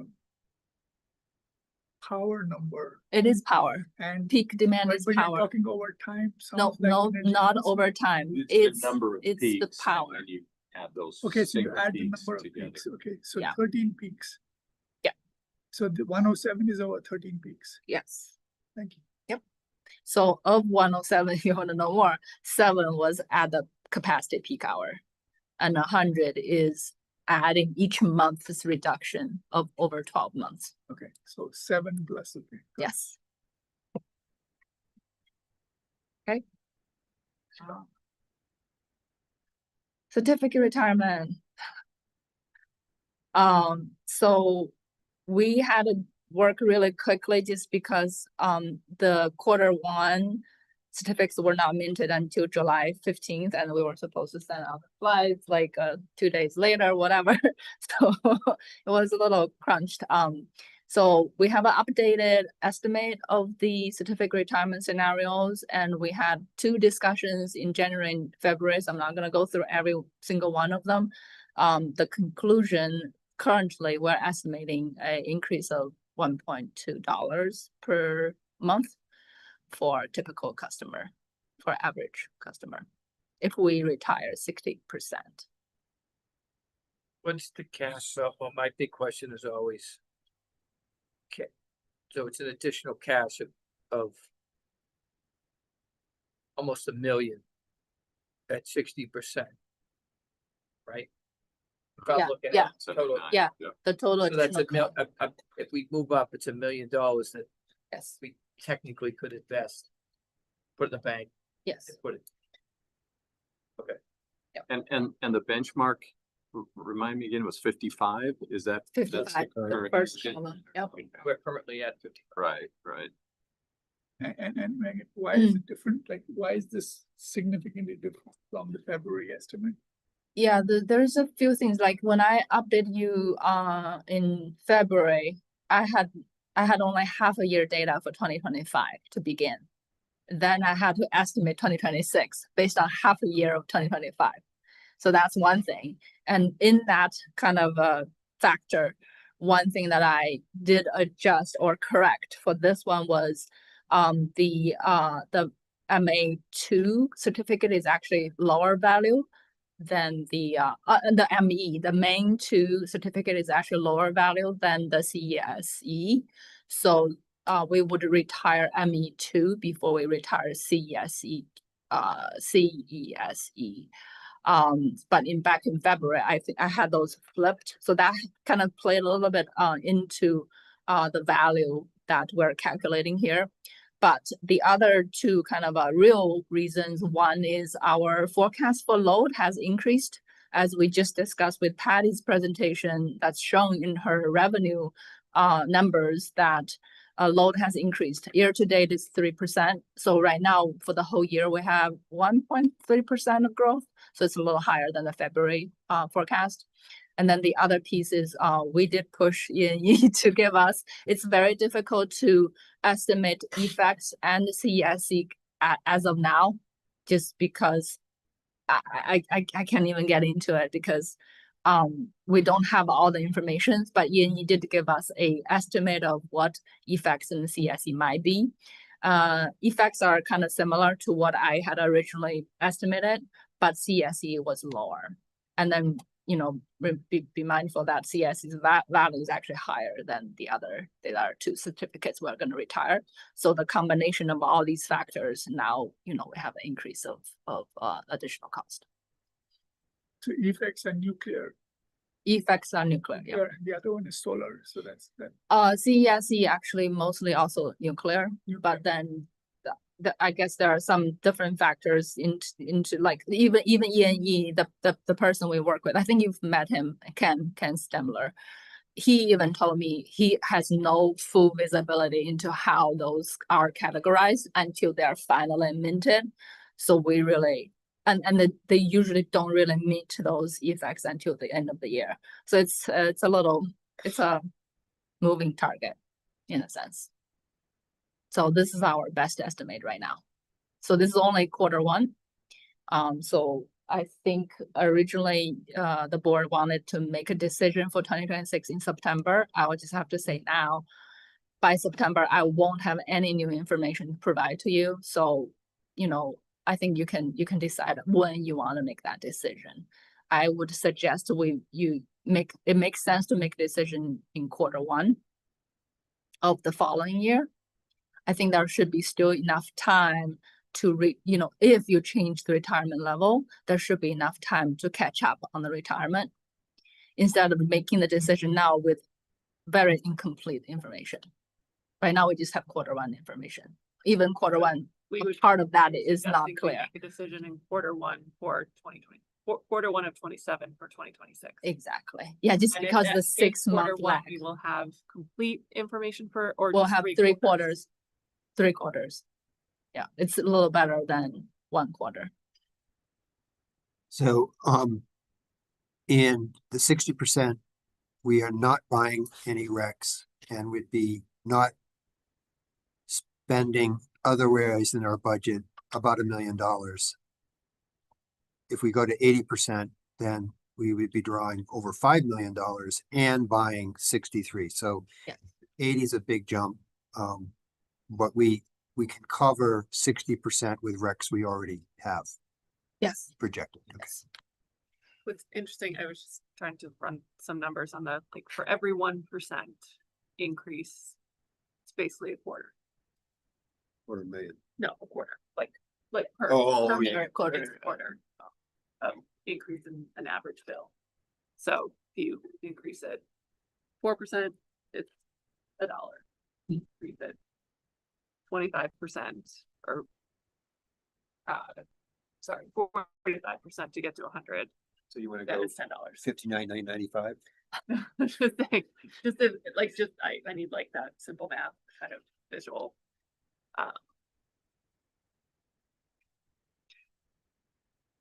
Thank you.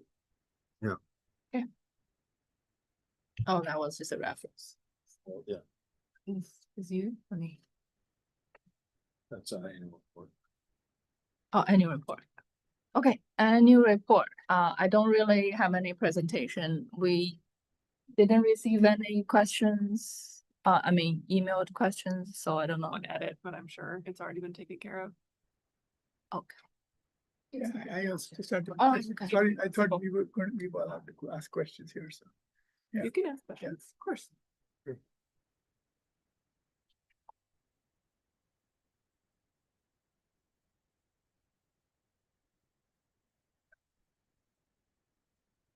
Then Okay, I was- summary page, Yeah, you're at? I was looking at the summary page.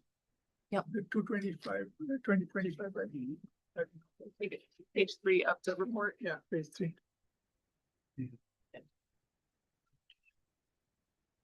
So I just look at, kilowatt hours and megawatt hours. And I'm just looking for consistency. Should we just use the same number Mhm. for both? Because I'm just trying to understand the need to show 2 different units. Could we be using the same unit? I don't know. It's probably just because it's just one number there. I can ask Melissa why. We can change it. Yeah, no, it's just that it's more We consistent. can change it to megawatt hour. We usually use megawatt hour because I don't know, maybe people feel they want to be precise about that delivered. No, it's just good to use the same unit because I think you're conveying that, so I use so much and so much was in territory, so it's I would actually suggest if we're going to standardize, if we're gonna give people a cost per kilowatt hour, maybe we standardize to that. It's that's right there, the average residential rate. No, I know, So I'm they saying can like, territory generation, just convert. just make everything. yeah, just kilowatt convert hour, everything to So kilowatt. people can look at it and say, okay, I understand, like, It's a lot of zero. I know. As kilowatt hour. It's a lot of zero. That way it's kilowatt hour, it's kilowatt hour. Right? So why don't we That's just why do you use this the megawatt hour? Well, because Yeah. we have the. I think we're probably pretty in depth that. No, because this is what's on the bill. So Those numbers, but you can't put. Sure. That's Yeah. just gonna put too many zeros on the page. Okay. Yeah, Here, it's gonna be as big as the, you're gonna have to reformat the whole page. Just 3 more zeros, just 3 more zeros. Yeah, it's- Make a decision. I don't care. Sure, it's You five make, hundred and 36 and not 537 kilowatt hours. like we're getting into the house, so Maybe. why don't you just figure it Yeah, out? Pick one. Okay, so we're gonna make the decision on what unit to use? Yes. Thank you. Okay. Do you have the- No, I think, yeah, right. I think that was the main thing. That was-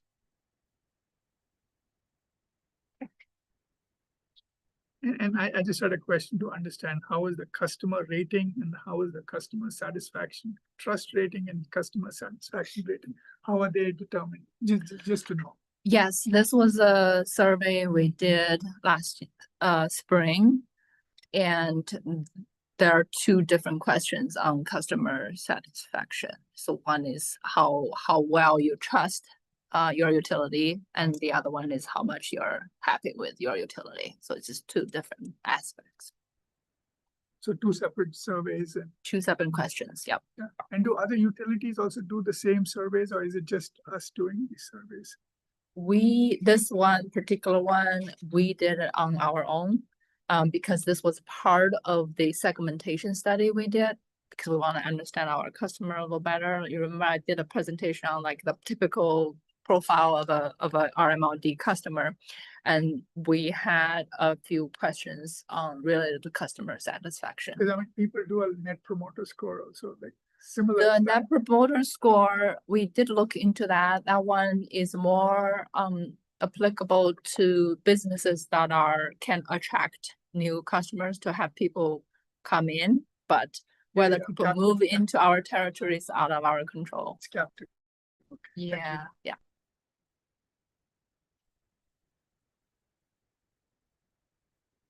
I have just a question, if I may. So on page 162 in our it's 56 of the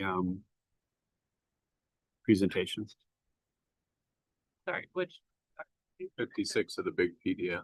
Yeah, of the big PDF. It's page 22 of the report. 56 of the presentation.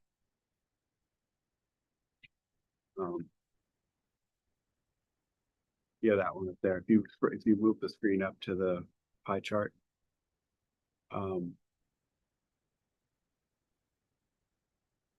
I mean, customer looking at this thinks, I mean, they don't know the nuances of rec sales. So they look at this and think, oh, there's almost no fossil fuels being used here, when really it's the recs that drive that.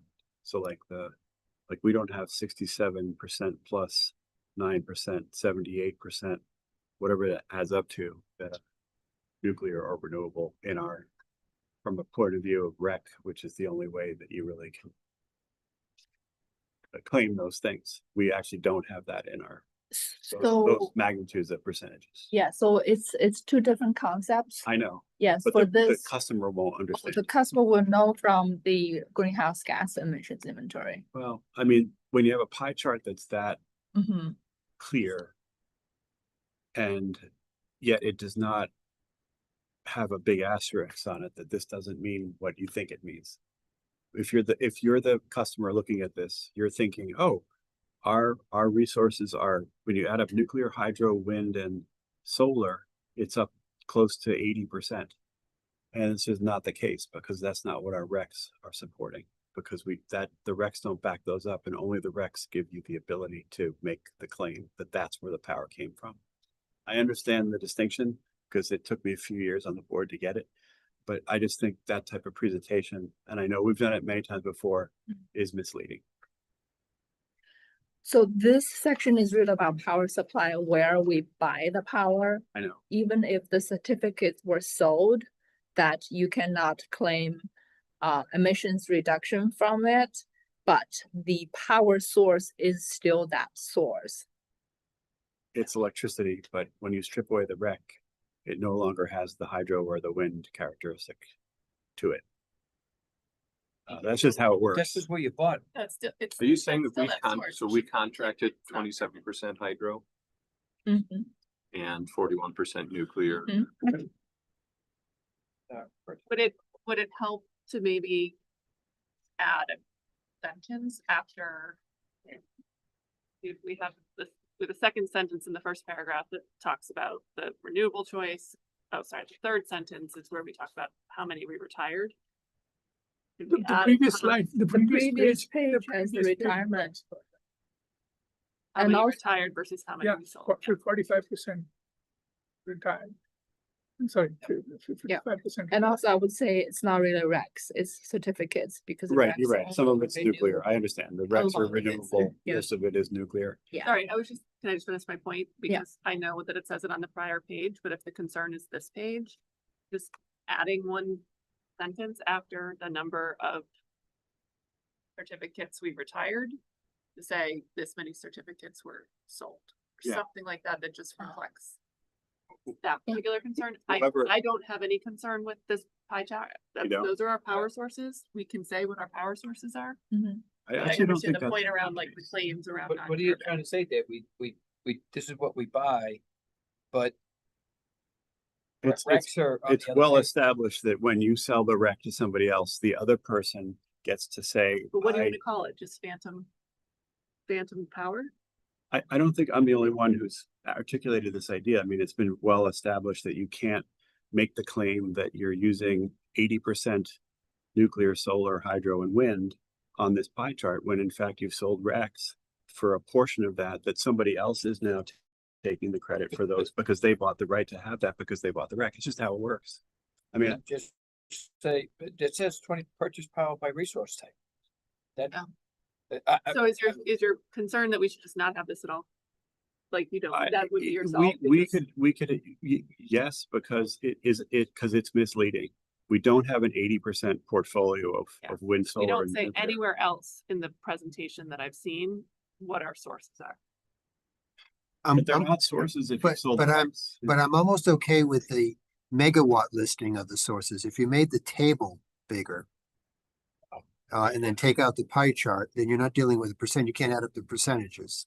Unless you're saying you can also add up the megawatt hours. This is what we buy. What we sell as a business is proprietary. Right? Well, Well, it's it's- not it's- proprietary, it's public. Yeah, But it's this is public. what we purchase, this is what we purchase, what we choose to sell and what we choose to get to 55% with. That's business. So maybe, That's the yeah, business, that's the operations of the business. That complexity level is a very, that guy knows what it is right there, right? Bob knows. But other than that, there's very few people that would understand that. And so to me, that would be uber confusing. I believe the way that this is written is it represents that we're at 55% of the state mandate by we have to sell recs to get there. We sell 50%. The only way to represent what Dave's saying is, we could have sold up to 80%, but your rates are gonna go up $20 a household, right? I mean, so as we're saying, there's two different points, and it does feel like maybe we're mixing the points on this page because we're talking about giving customers a greener choice and renewable choice and all of those things. Perhaps that needs to go on a different page where we're focused on what our kind of targets are and what our potential is for claiming non-carbon, whereas this page shows this data just as these are our sources. So Not- Dave, yeah, so maybe on the, I'm sorry to interrupt. So if you go to the previous page and you're saying I have 55%. Yeah. Rex retired, in that page somewhere, if you could mention that currently 80% of my energy comes from non-carbon sources and I'm retiring 55% of them, that's complete information. Because that's complete. I think it's a slightly different No point, one's gonna but- get it, right? My opinion, no one's gonna understand that, I think. But then, I think if we take the chart, rearrange it, if we put it on its own page, or if we take making this smart shift, somehow you add a page that this is our power supply purchasing.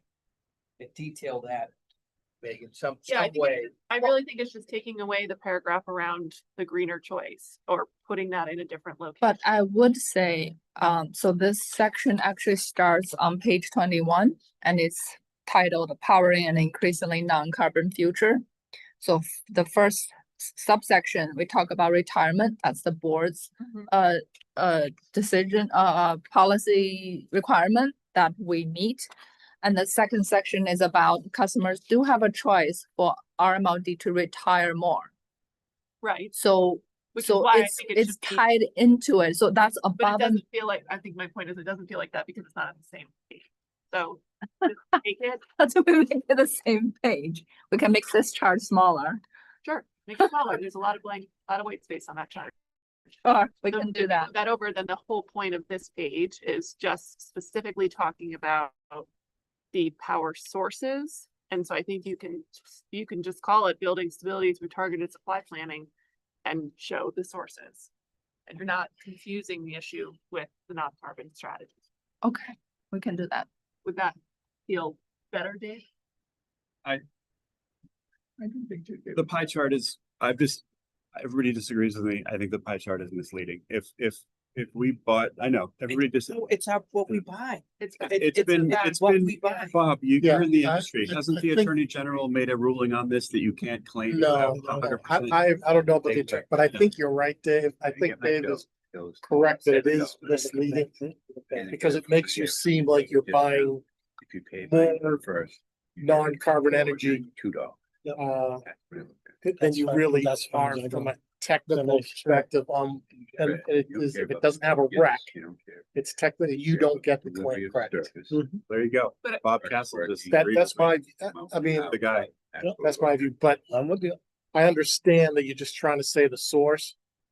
But it is, I think it is a little misleading. It kind of like, it is and a lot of MLPs do it. And I don't think they do it on purpose, but it is misleading when they're buying a hydro resource and they're not buying the RECs as well. Okay, okay, so that's helpful. Can we take a different approach and split? Yes, it has to. We have like nuclear sold Recs versus nuclear retired Recs. And you have different sources on this page. I don't think you want to, I don't think. Well, would the order of operations matter? So maybe we do this pie chart first, where we buy our power from, and then we talk about what we retire and what we claim. Yeah, maybe So that's. you can say that we do buy, this is what makes up your rate, because this is Yeah. important, because this is how your rate gets developed. Yeah. Yeah. And then this is what we claim as carbon. Yeah. And um, make sure neutral. the page with this is just that. page. Yeah, put the pie chart first, but then explain how we're only retiring 50% of this. So then it reads like, because this right now reads, I retire 55%, and then, oh, by the way, my power supply is this, but if you say we buy our power here. Yeah, I think that's the Five, misleading much. part, Jason, yeah. So the third subsection will be the first one. Just cut it out. Cut out the pie chart. I mean, how much? I don't know. No, the- Cause I feel like it also be I don't misleading, understand where so we we get our- go on 100%. How we get of our. power from. Well, you get that. And then it's on 100% of Rex and just. That's misleading the other one. And get It paid. is. And So, I think that I like your simple where you start with Yeah, and then what we retired. We have to understand different sources of supply. It's not an obvious, easy. Yeah, we just moved the last. Oh, I understand, the base is the same, but if I wanted to be. Say, well, why aren't we 80%? Why aren't we 80% committee resources? This is where we buy it, it must come from there. But if you look at our chart, we'd even have to buy more certificates to reach 80%. So there's things. Yeah, I like reordering it from saying, yes, we buy our power here, but only so much of it we can claim as a resource, and that tells the story. That tells the story, I think, in the right way. But I understand where Dave's coming from. It's an easy thing to add up 5 numbers and get to 80% and say, oh, well, if we're buying our power from these sources, how come we're not? That's retiring not the intent. I want to. I know, I understand, but it's a Yeah, simple thing to add 4 exactly. numbers and come up with 79%. And so why aren't we 79% retired? And yes, it's a business decision because that means we're not gaining economic value from a certain amount of money. But it's also not everything comes with a certificate, and therefore we can't claim the renewable energy aspect of it.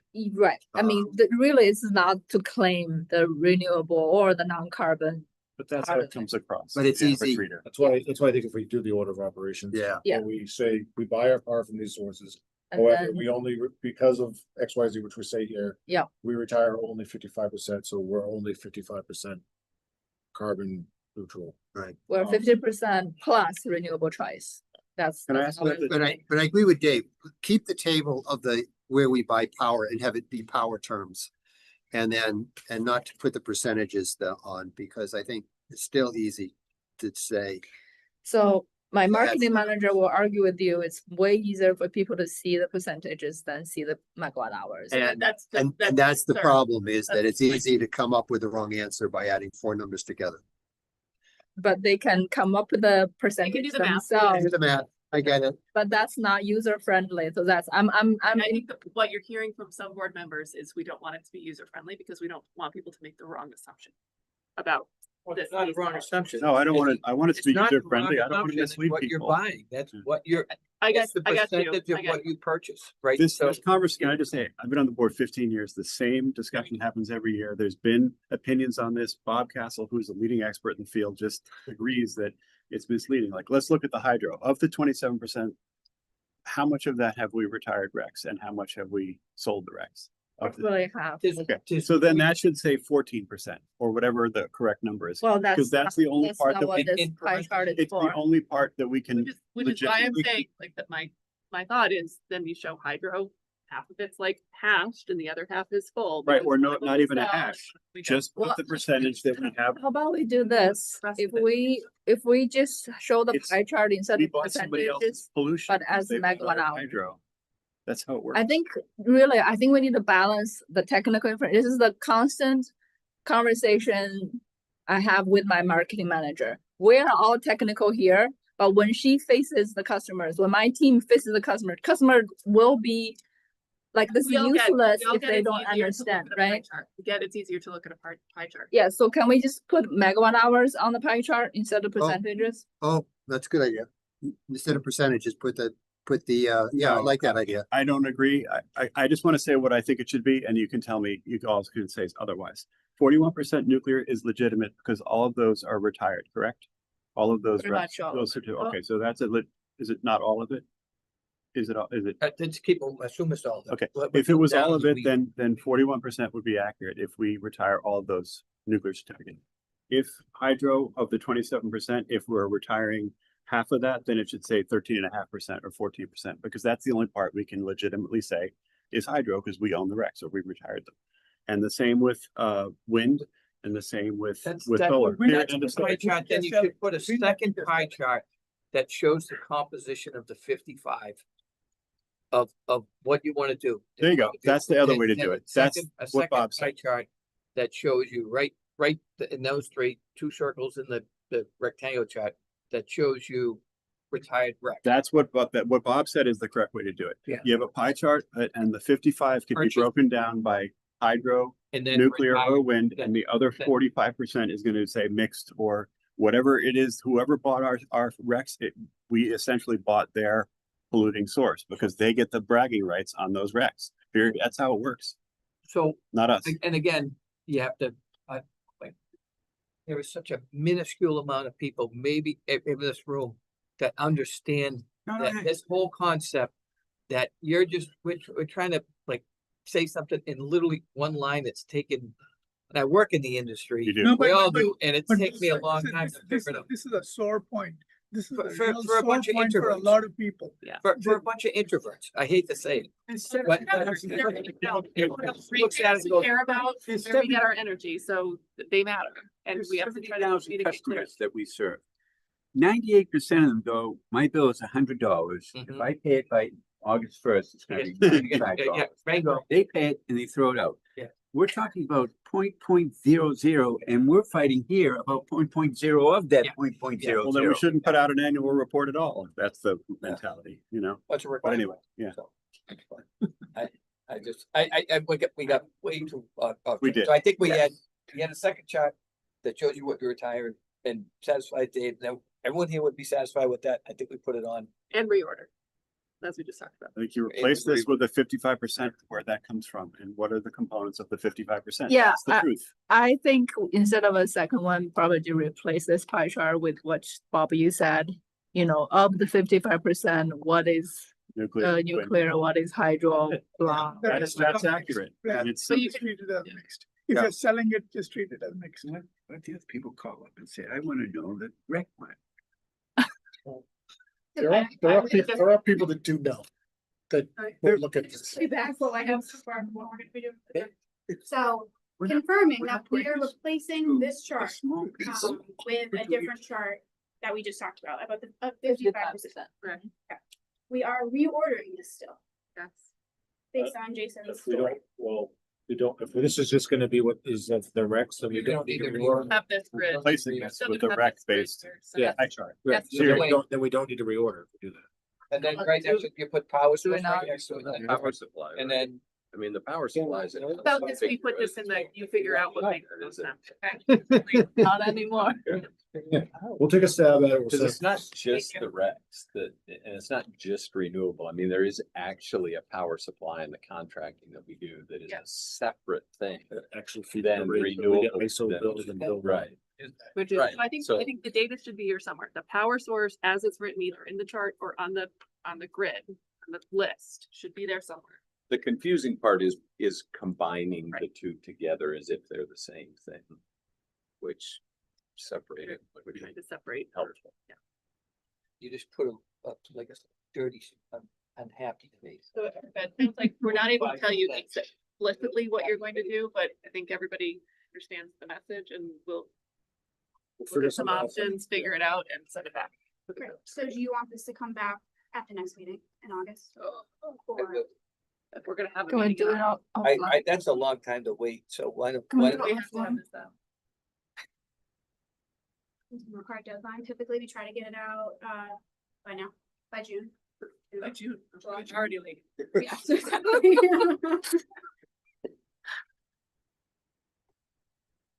how about we circulate a one-page revision? Can we do that? We can't comment on it. So I don't know. how it- So individually can send comments back. Then we still have to bring it to a meeting, cause then We did the vote on it. We could do a noontime meeting. And then that way it gets it out quicker. or you just want it August. So it's a long right time. now. Guess what? I'm thinking of this through, make it easier for everybody is. We come up with what I think works. We get it out well in advance of the August meeting. Any individual feedback comes back to us that we can be prepared to talk about in the August meeting, to keep the August meeting as short as possible. So then we're gonna vote on this. Are we voting on this? In August. If we want to do a noontime meeting and try to do it sooner, I don't know if we want to, not one to try to keep adding meetings. The August meeting's early, it's August 11th, that's only 2 weeks, Yeah. 2 weeks away, 3 weeks away. I think having a meeting in between is saving us a few days, it's really not.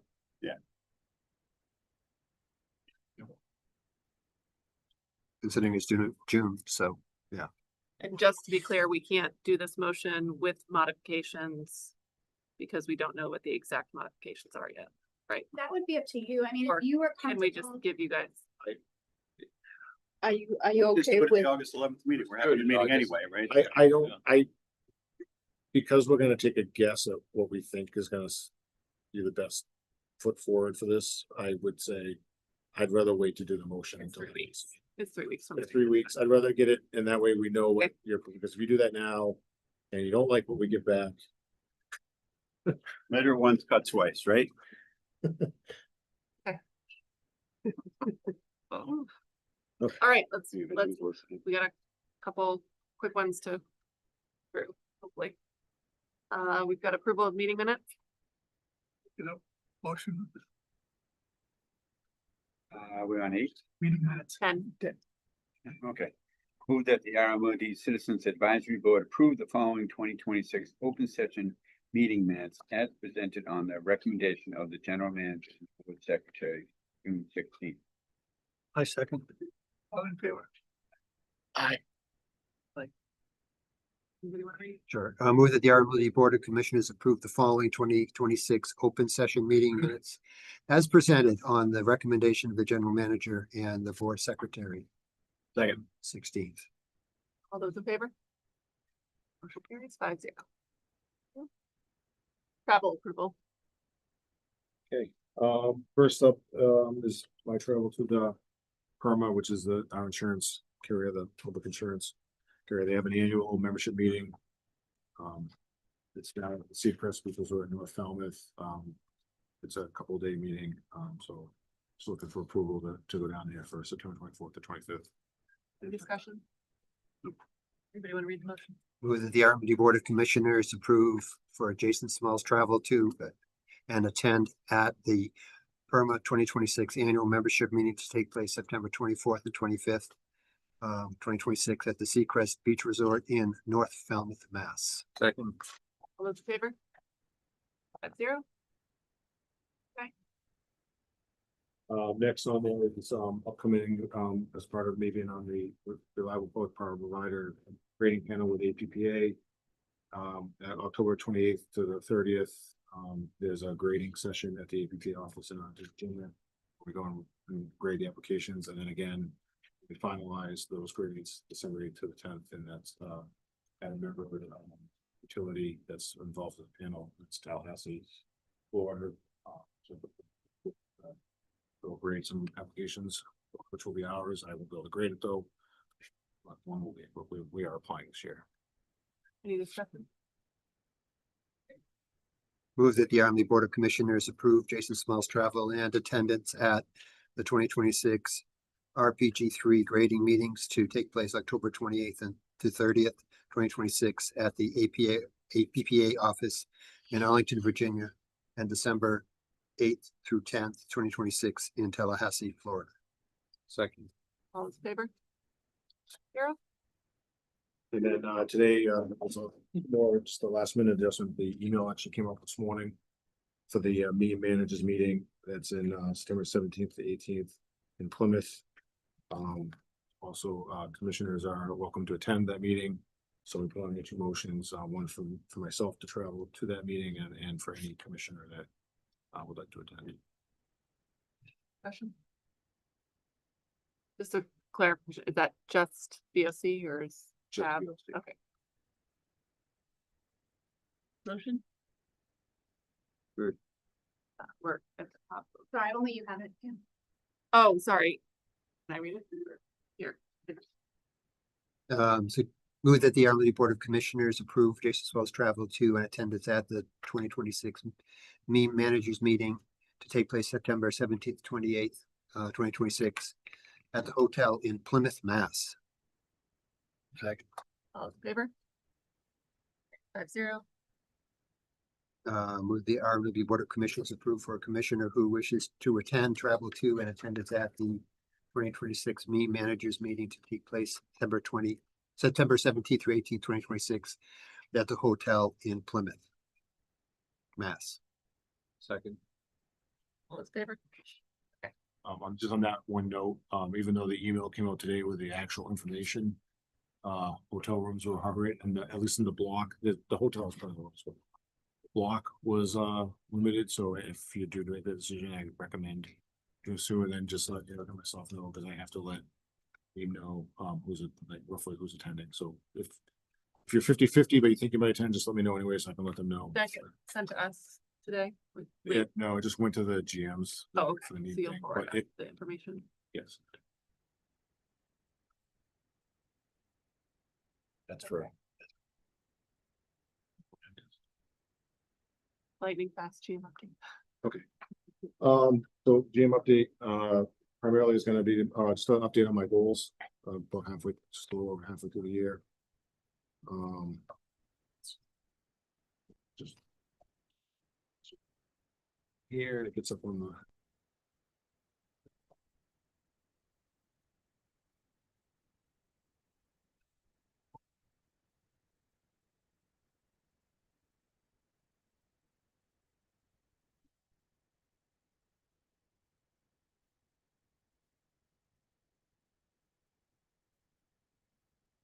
Trying to make this a little bit more like a kind of a dashboard than a full-blown update, but anything in blue has been completed. Green it's in progress. We're about to start, but is likely is no danger of not being completed by the end of the year at the moment. And then yellow is there's a good chance we can get it. I can get the department can get it done by the end of the year, but there's some chances it might not. So the review, which is a stretch goal, so we kind of when I put this in there, it would be type was review employee review process communication improvements. It's only yellow because I haven't started. I fully expect to have that done before review time before the end of the year. I've been working with Susan HR, and I do believe that's going to get done, but I felt like putting in yellow just where it hasn't started yet. And then one of the other ones is another stretch goal is around the refine and implement strategic plan. Same thing, hasn't been started yet. So but I do expect to try to get that done by the end of the year. It's just where I haven't started. It's July. And then the next yellow would be the reliability target goals. Our reliability metrics through June are a couple of them we're definitely meeting. One is it's questionable to date that it could improve before the end of the year, or it could get worse. But right now it's possible we might not make it. So that's why it's yellow. And that would be the Katie. But I did look at some of the data, and there's some data in there that we need to like just double check on the durations, and I think that number is going to come down. So I think we might be okay. Then the rate classes and review rate classes, that's yellow just because we can't start that until the cost of service study is complete. But I expect to get that done. We expect to get that done by the end of the year. And then the last one is around the ERP RFP. I put that as yellow because this will tie into why we need an August meeting. So as Patty mentioned, we're in the RFP process to get a consultant in to help us develop that RFP and work through the selection process and implementation of the new system. We're going to interview those candidates in the first week of August. We're looking to come August 11th to get approval to award that to whichever vendor we think is the best fit. And then based on their timelines that we saw in the proposals, it's going to be real close to the end of whether it's December or January, February to get that RFP out and awarded for the actual system. So therefore, that's why I put in yellow. But it's in the best interest of RMLD to have this consultant help us through this process. So I am perfectly okay if we hit January or February with that, if we have the right consultant and go through the process and get the right system. But I just wanted to be clear that that's why I put that yellow. Any questions?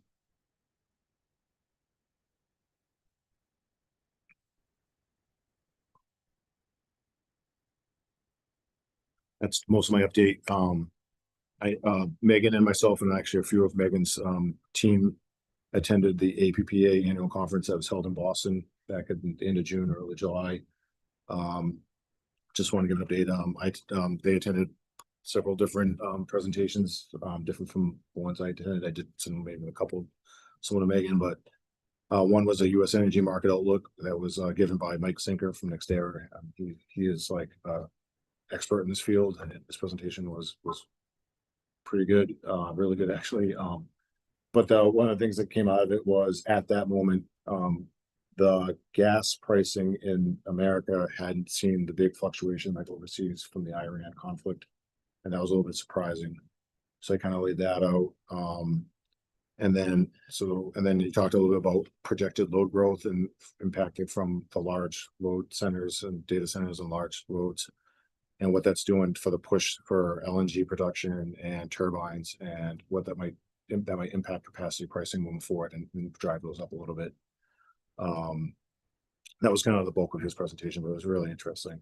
And one of the other ones I sat in on was some evolving demand side management, which was presented by MWEX Connected Homes, Zoe, who runs the Connected Homes program, which we participate in. And Belmont did a kind of a case study of how they've been doing it. It was a little interesting there. Just seeing how they're rolling into using AMI data and how that might change the program in the future. And then one of the other ones that was interesting was UFS, who was doing our cost of service study. One of their people gave a presentation on communicating rate increases to customers and elected boards. She gave a great presentation on that, how they put the data and how they try to work it. Not to say that there's an upcoming rate increase, but I wanted to see her present because she is working on our study. And if we did have a rate increase, it'd be nice to know how she was going to communicate that to everybody here. So that's just some update on that conference. I think that's it on the GM update. Yes. What did you hear about load growth in Massachusetts? The one that I attended, which was the Mike Sinker presentation, he was looking at more across the United States, and actually a lot of his stuff when he showed a lot of the forecasts of load growth, it was actually all the other areas except for ISO New England in this presentation. So there wasn't much on that as far as New England was concerned. From his presentation, it was more of a national outlook. So I don't know. Yeah, data centers. Yeah. We couldn't build enough housing on the, we'd be quadruple stacked and ready to match with the consumption data centers. Just residential. Thank you, Jason. Yeah. Nice job. Appreciate it. Dave, your executive session meeting. Oh, okay, sorry. I don't think we don't have materials. What am I supposed in to the do? packet. In executive, there'll be some stuff. Oh, okay. It's in your iPad. Oh. And then your update was just that we did 2020. We did 2020. Thank you for that. Okay, so we need to move to go to executive session. Yeah. Okay, can you get this? Move that the RMLD Citizens Advisory Board go into executive session pursuant to Mass General Law 164, Section 47D, exemption from public record and open meeting requirements. Certain instances under the purpose number 10 to discuss trade secrets, confidential or proprietary information regarding activities and information provided by the municipal aggregator or energy cooperative for the approval of executive session minutes and return to open session for the continuation of regular session. Roll call vote required. Second person. Second. Thank you. Roll call vote required. Charlie Rakusa. Aye. Which I, Say your name. Vivek Sonia. Bob Castle. Aye. Move that the RMLD Board of Commissioners go, you finished voting? Did they get everybody? Okay. Move that the RMLD Board of Commissioners go into executive session pursuant to Massachusetts General Laws, Chapter 164, Section 47D, exempt from public records and open meeting requirements in certain instances under the purpose number 10 to discuss trade secrets, confidential or proprietary information regarding activities and information provided by a municipal aggregator or energy cooperative, as well as for the approval and release of executive session minutes and return to open session for the continuation of regular session. Note roll call vote required. Second, Roll call vote. Rick Swanson, I. How about Corporate. Reporter, aye. That's the like, okay. See you all in executive.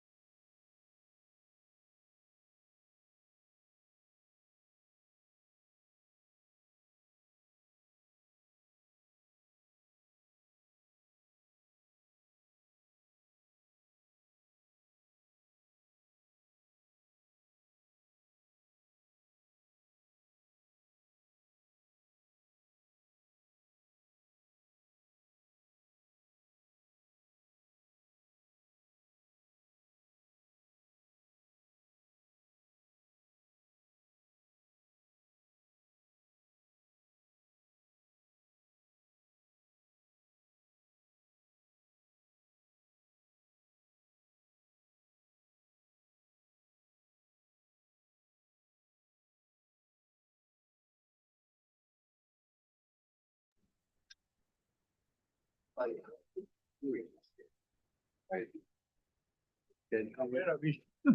don't even know. We are I have no clue where we're. back in session for topic 15. And we need to start with the tab motion. This one. Move that the RMLD Citizens Advisory Board recommend on the RMLD Board of Commissioners vote to accept the general manager's recommendation to execute a contract extension for a 5-year renewal term with Braintree Electric Light Department, the Watson Power Plant, to begin in June 2029. Second. All in favor? Aye. Move that the RMLD Board of Commissioners, on the recommendation of the RMLD Citizens Advisory Board, vote to accept the general manager's recommendation to execute the contract extension for a 5-year renewal term with Braintree Electric Light Department for the Watson Power Plant to begin in June 2029. Second. All those in favor? Carried 5-0. Okay, scheduling. We are holding the 11th meeting.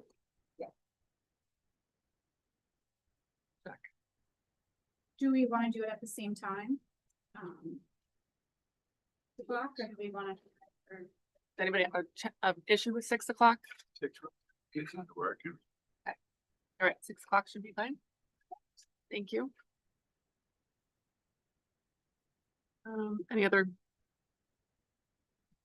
questions or concerns on schedules? No, we can move to adjournment.